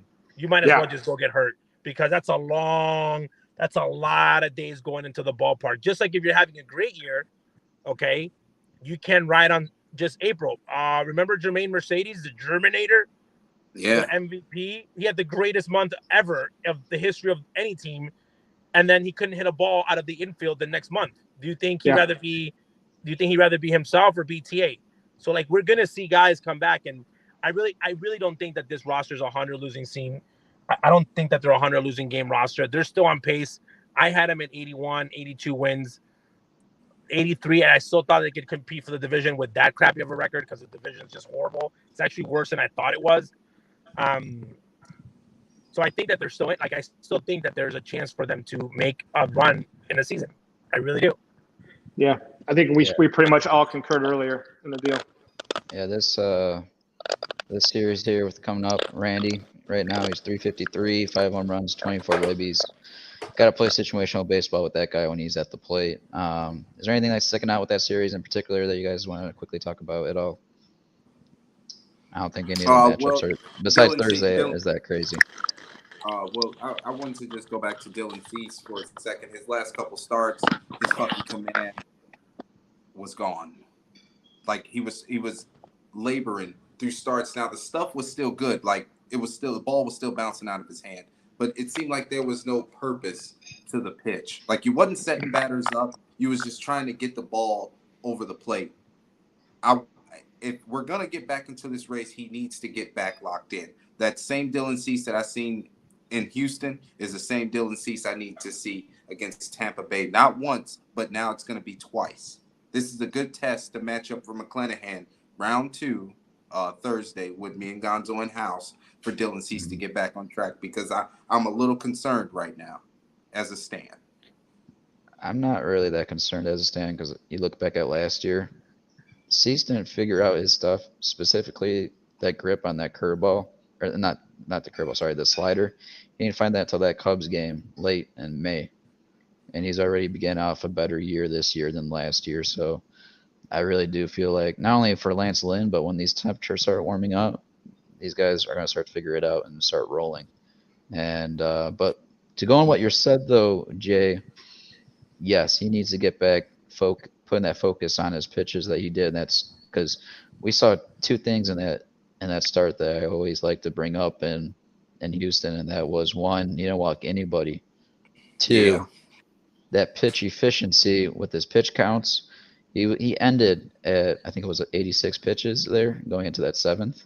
So if you get that guy, that's elite status with the stuff that he has if he can limit that. Yeah. But that's where he needs to be consistent at. He just ain't that guy though. That's like when Luis Robert was hitting 400 and hitting 5 home runs, and people wanted to say he's the best player of all time. So he'll have games like that, but he's never going to be your 7 innings, 86 pitch guy. Now he can do it from time to time. It's just not. I don't think you'd ever say never, because this is a guy that he showed it once, but again, you need consistency. He's had That's something that walks. you learn. Yeah, but you learn that over time as a veteran pitcher. Control. You learn control over time because he's had terrible pitch efficiency. He's had terrible walk rates since day one. Right, but if you're ahead in the count and you're working with your pitch, if you're working the pitch accounts in your favor, you learn that over time. Yeah. And he hasn't. Again, this is his 3rd year in the rotation now, so hopefully that's something we start to see. Because I was out of my seat when I saw that performance in Houston, because that's something I always wanted to see. And when he did that in the first start versus that lineup, I would love you to go back and look at the scorecard, and I would love you to go back and look at, he pitched great. He pitched fantastic. Don't take nothing away from him. But that umpire had a very wide plate for both of them that day, first game, first deal. Got some crucial calls, crucial deals. Like, he's going to have some games like that, but when you're a strikeout pitcher and you're a breaking ball pitcher, because that's what he is, the chances of he's never going to pitch to contact. He's pitching to avoid contact. And when you pitch to avoid contact, your pitch count is always going to be high. You're never going to be efficient. It ain't going to be like when Lance Lynn is going, Lance Lynn is full attack, full strike zone, don't walk nobody, going right after the deal. He's your guy that can go 7 innings, 8 innings from time to time. But I would say Cease is a breaking ball pitcher, and he's trying to avoid the bats and not hit them. I would say the card is irrelevant, because as an umpire, you're going to be given the calls if the guy's just rolling. You're going to Yeah, be no, getting those edge he earned the calls. calls. I'm not saying he didn't earn them. So- I'm just saying, like, and he can have a start like that from time to time, of course. I mean, anybody can do anything from. We just heard it. Mercedes But was like pitching the AL contact, MVP. like I've seen Cease in starts earlier this year so far where he's going right at guys with fastballs. Like I didn't really see that. And I know like me and you go forth on the, you know, in the past with his spin rate and the fastball, but this year he's just going at guys with it. And His fastball is his worst pitch, and the best way he's been able to use it is to stop using it. Like what changed him as a pitcher is less usage on the fastball. But like when you're asked, we talked about a hitter, and we talked about how Robert ain't changing his stripes, Colas isn't changing his stripes, TA ain't changing his stripes. You're not going to get, once you profile a player, Cease has a profile. He is going to be high pitch count, high strikeout, high walk guy his entire career. It's never going to change. Like that's just who he is. Yeah. Robert's going to chase his whole entire career. TA is going to chase his whole entire career. Like that's just what it is. When they got that in them, you can't change that. You're asking to change a ton. Yeah. so ask that to Junior. Ask that to Junior. Yo, That's what- so you know what?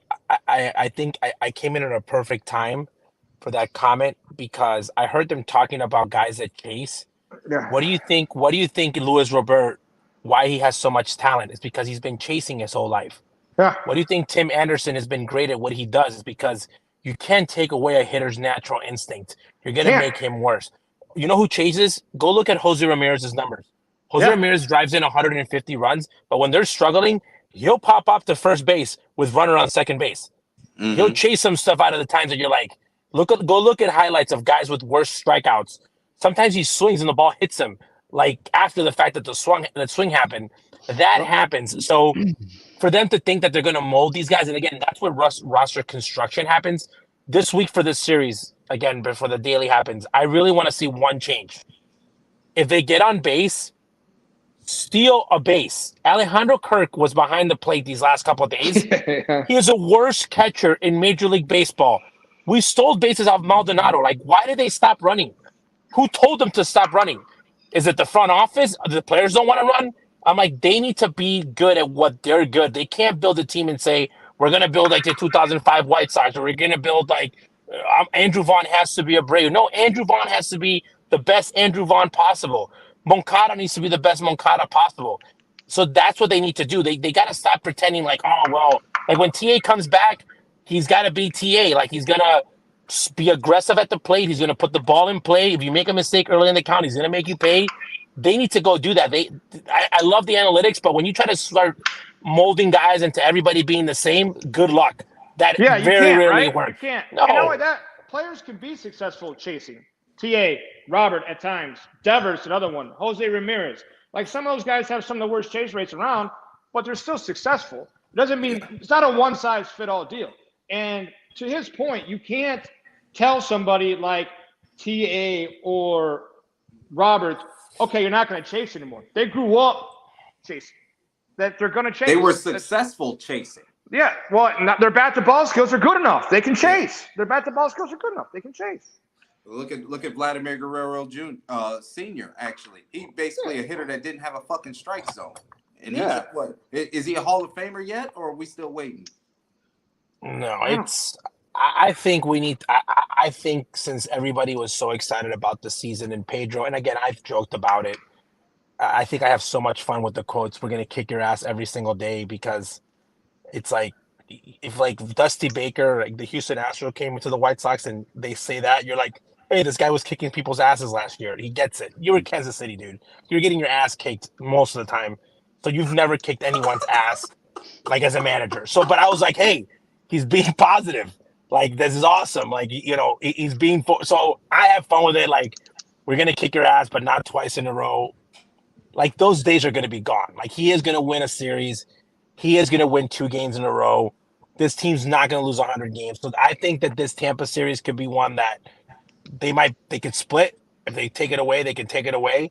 But you got to be positive and really hope that these guys snap. Just like Berger's not going to hit 350 and get a hit every single time he swings. So you just got to take the bad with the, slowly. I really don't like, again, the stuff that's happening outside of the team. Steve Stone making comments. Like, Steve Stone made a comment that people would have thought Ozzie Guillen would have made, which is really funny. Like, people are thinking that Ozzie was going to snap at Pedro, and he's having fun with, like, the flush the toilet. Like, hey, because he gets it. He's been a manager. He's like, these guys are not going to – we were talking today at lunchtime, and Ozzie was like, dude, they're not going to suck this much forever. Like, last year's team won 81 games, and it was supposed to be the worst year ever. Like, they're going to be better than that. In his eyes, he still believes that, because he still believes that Pedro can do it. He still believes that he can snap on these guys, because he's like, I didn't have any magical, I just literally was going to push guys. So he's like, Pedro could totally do that. Like, so for people going out and saying, like Lance Lee wants to get on a diet and so that sort of thing, the front office coming out and making talks and having conversations again in front of the media, like those are the things that you want to see kind of like die out a little bit coming into the next series. Yeah. As we get to the series here, we're going to wrap up the week. The boys on the second series of the homestand on Tuesday start off against the Minnesota Twins. Yeah. Projected matchup for this is going to be Kopech versus Maeda. And Maeda... Drill somebody. Drill someone, Junior. Not only if drill I was someone... if I was Michael Kopech, okay, and I'm getting lit up, someone's getting one in the back. Yeah. I'm going to Zambrano this. I don't know. Baseball's a game of emotions. Some guys can control it better. But I really think when guys start feeling comfortable, I feel like Michael Kopech, one of the things that he had early on was that you thought that Michael Kopech might literally take your head off. Right. Because he was so uncontrollable. So you're hitting against him like, it's like a Kershak for the Tribe last year. This year, I think he's throwing way too many strikes, and he's way too controlled. Guys are comfortable, like, he's not wild anymore. You could be effectively wild. So, hey, if I run in, I run in.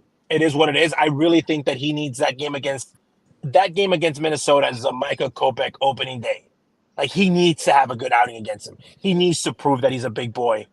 If he has a horrible outing with that one, we might have to consider him in the pen. The Davis kid back up, because he needs a big game against his division rivals. Yeah. First place team, you're scuffling. Not first place team, just your division rival, the White Sox daddies. Before the Tribe became your stepdad, come on, the Twins man, are your daddy. This, bro. I'm being serious, dude. I include myself. You know how many games that I had to sit through in my lifetime and lose against the Twins? Like, legitly. Joanne Santana, they were piranhas that became super whales. Then they were horrible, and then they would beat you, and then they celebrated in your own field. Like, the Twins are like your rivals. Like, the Twins are like, enjoy the fact that the Tigers are horrible right now. The Twins are your rivals. Like, they're a team that you can't. You got to whoop them. You got to whoop them. Junior, Maeda is a guy that you should hit off of, and for whatever reason, he's had your number. You got to hit off. Maeda is in the Barrios list. If you can't beat Maeda, we got a problem. Yep.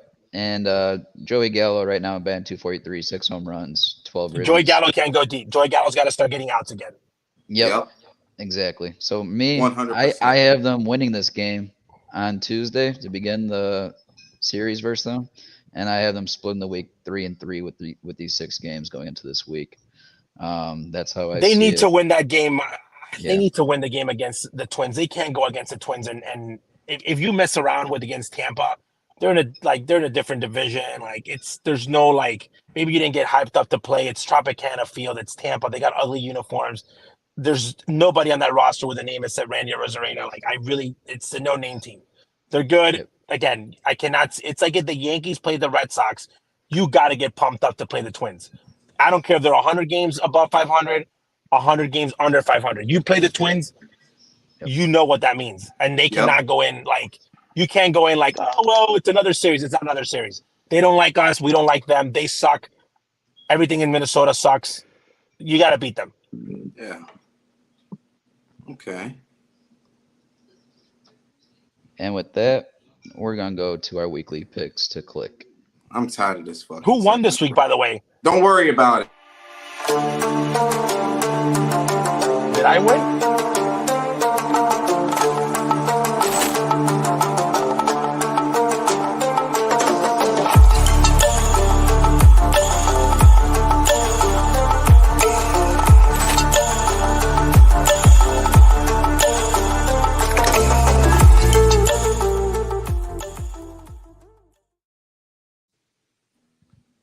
hope you didn't win. Junior absolutely did not win this week, sadly. By the way, who did I have number 2? By the way, we need more clarity on like Gonzo, how Gonzo's grading these things. No, I was gonna say, who's grading these things? Because I remember. I'm like Gonzo had like this weird. Well, because he was like, oh, so like last week when Cease won, I looked at my guy's number and I was like, wait a minute, like my guy had a really, really good week. And Cease won a game because they carried him over the line.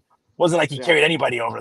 I would volunteer to be your guys' official scorekeeper if you guys needed one. If your picks, I would set up. Well, he's talking back to Cease's 2 starts, and he had 2 wins for that week. Yeah, but one of them was like, I'm gonna. It was like matter. I got you there. Dubs. I didn't cry about losing, but I was like, my guy had a really good week too, though. No, but you said Cease won that week.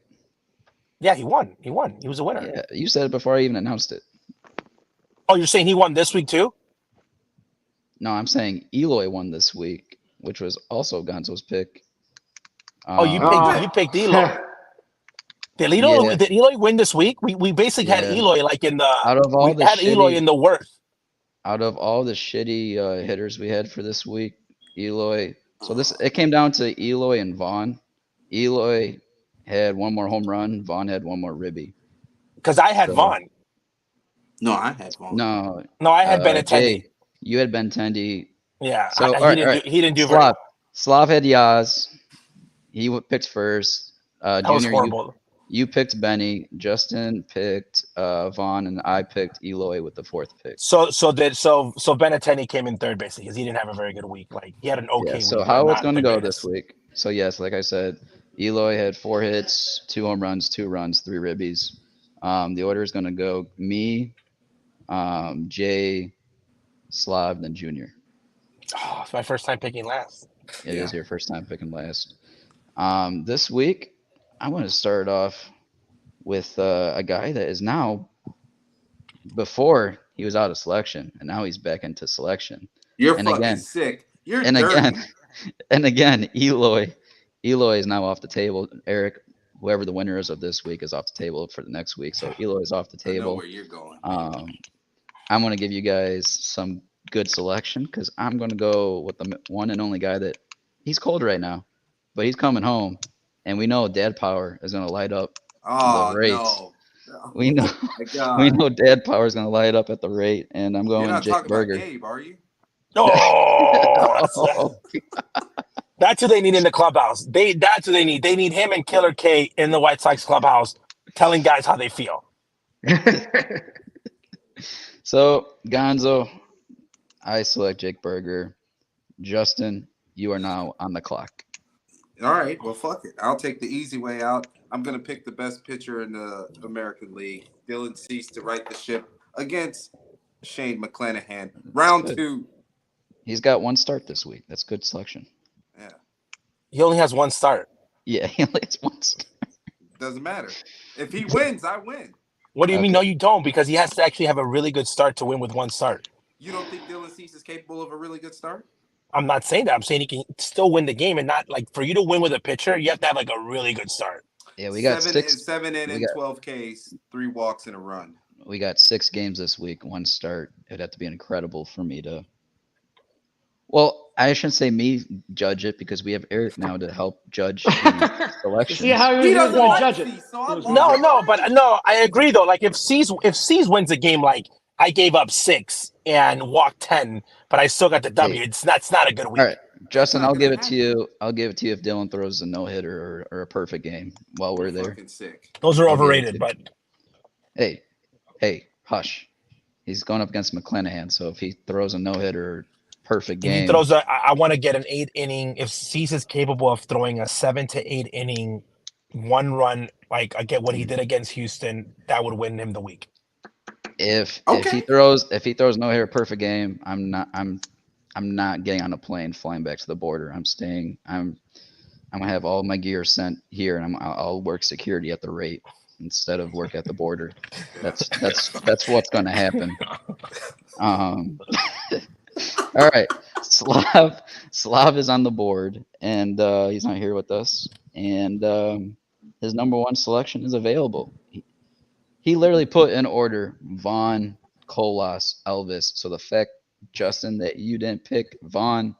So he could have went with Colas. I'm upset, but that's okay. Yeah, no, it's okay. He's got Vaughn.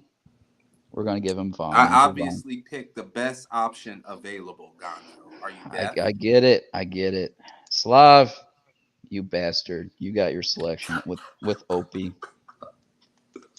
All right. That leaves us. And we're gonna give Eric a selection for the hell of it. But it's gonna go Junior.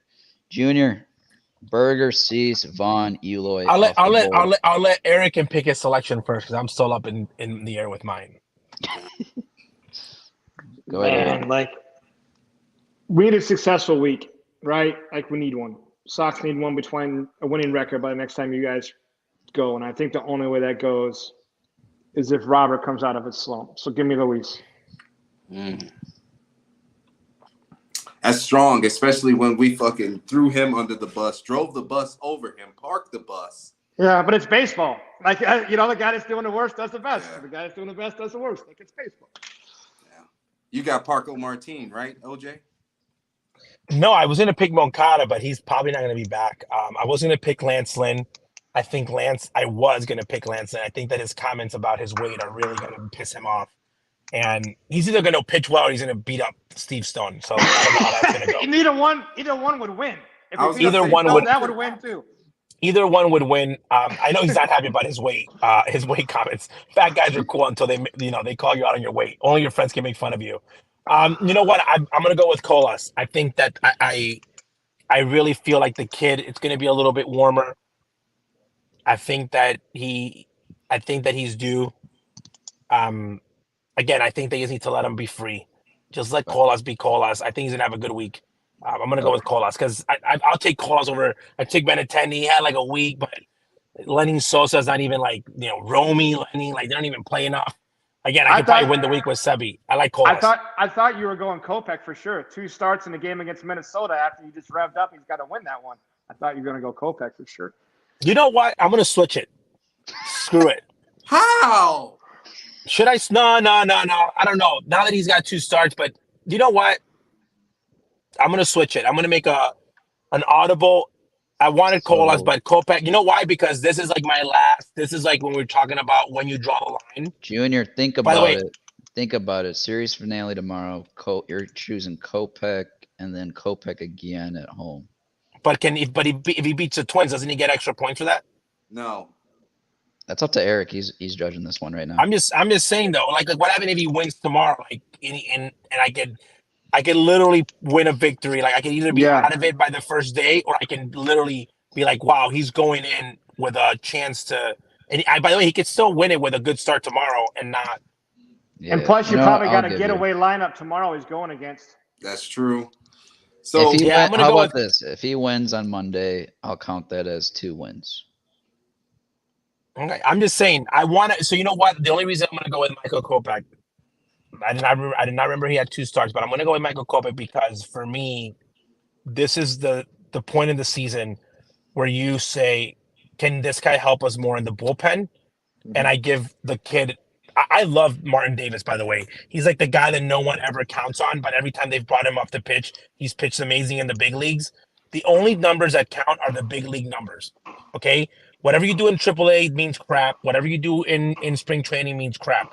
Every time this kid's been given the ball, he delivers, okay? So right now, Michael Kopech, they need to decide if this guy is going to be a starter and be Dylan Cease in the future, or if he's going to be Ronaldo Lopez, the American version.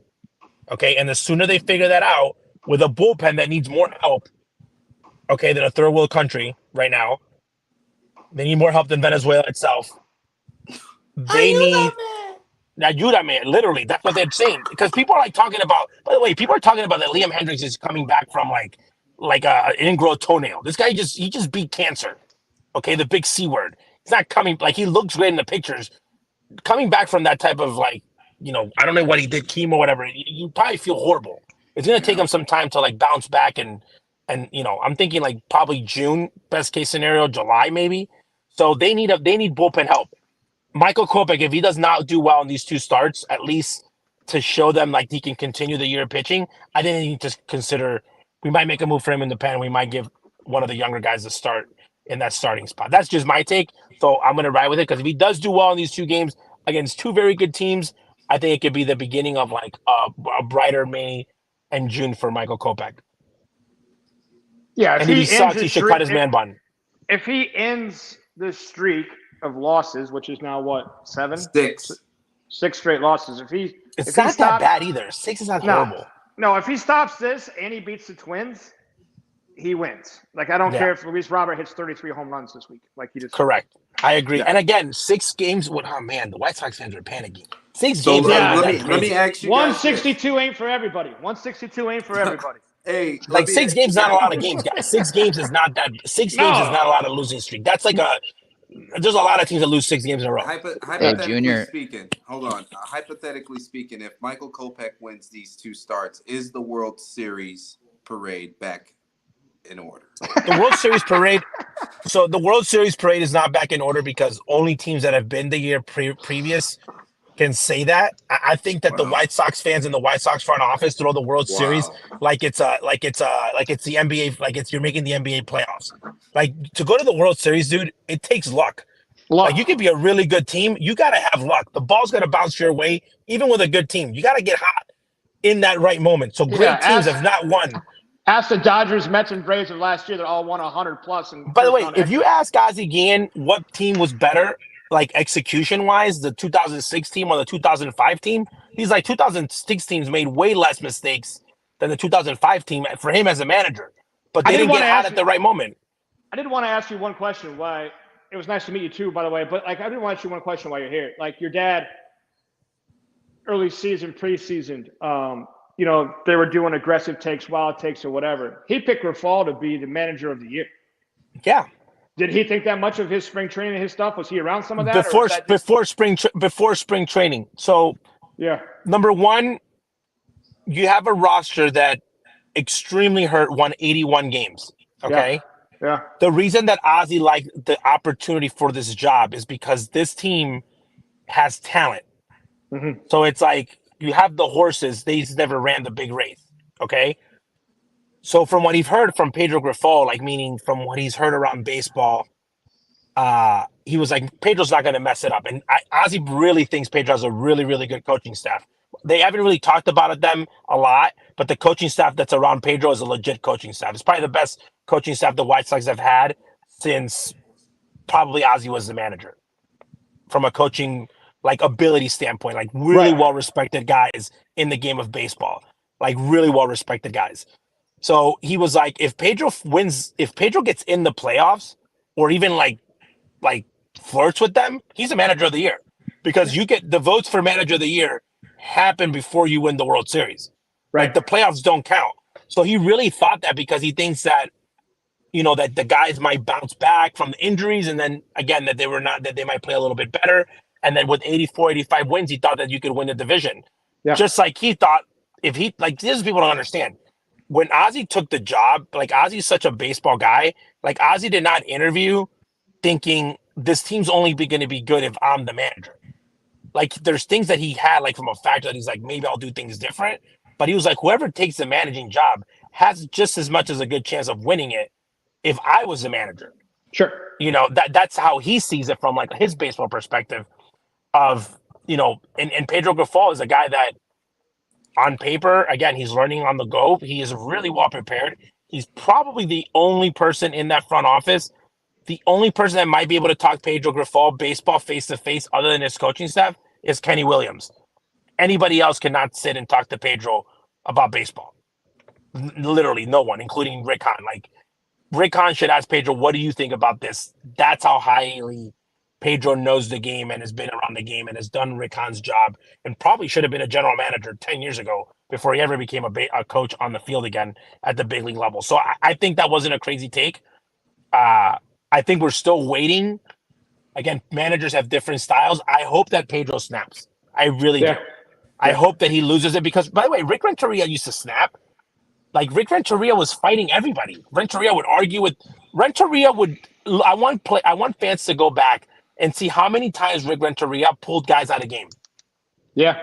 Yeah. He would pull them left and right. He would pull guys left and right. He did not care. We did not see that from Tony. We're hoping that Pedro at some point says, you know what? Because Ozzy sees himself a lot in Pedro. In 04, when Ozzy took the White Sox, he was like, this team is talented, but it's missing something. And Ozzy said, I have two choices. I either go down with the way that I want to go down, or I just babysit these guys for the next 3 years and not win. And he was like, F it, I'm going my way. And basically started throwing guys under the bus, making it awkward, and guys didn't come back. And Kenny supported him on that. But Pedro needs to do that. If Pedro's going to be like, oh, it's okay, he had a good outing because he wants to like make guys happy, he's going to have the same crappy results for the next 3 years. He needs to decide and say, okay, if I'm going to go down with my guys, I'm going down with my guys. Because Pedro Grifol, dude, if you look at his life, Pedro Grifol does not like players that don't hustle, does not like players that don't try hard, because nothing's ever been easy for him. He never made it to the big leagues. He was never a guy like just a super talented guy that just baseball came easy to. He was never a guy that just got a big league job and coach. Like, he literally has grind for everything that he's done in baseball to get back to the big leagues. Like, this guy went from like bullpen catcher, literally translator, after he had been like minor league director and all this, to being a big league manager. Like, that type of work, like, guys really reflect to that. So if you're on the team and he doesn't think that you're playing hard or that you're wasting your talent, he doesn't like you. And that's something that those type of guys are built differently than guys that have been big league guys. So I really think that Pedro, I still think that he can pull it off, at least competing for the division. I really do. Cool. Yeah, me too. Now, Eric, again, this is Eric Wilson from Ray's Juke Joint. Eric, we're going to wrap it up. Is there any shout outs you want to give, and also do a little promoting for what you guys got going on right now and where people can find you? Yeah, Ray's Juke Joints on Twitter. I want to for sure shout out Ray and Elise. Whatever, I miss being in spaces.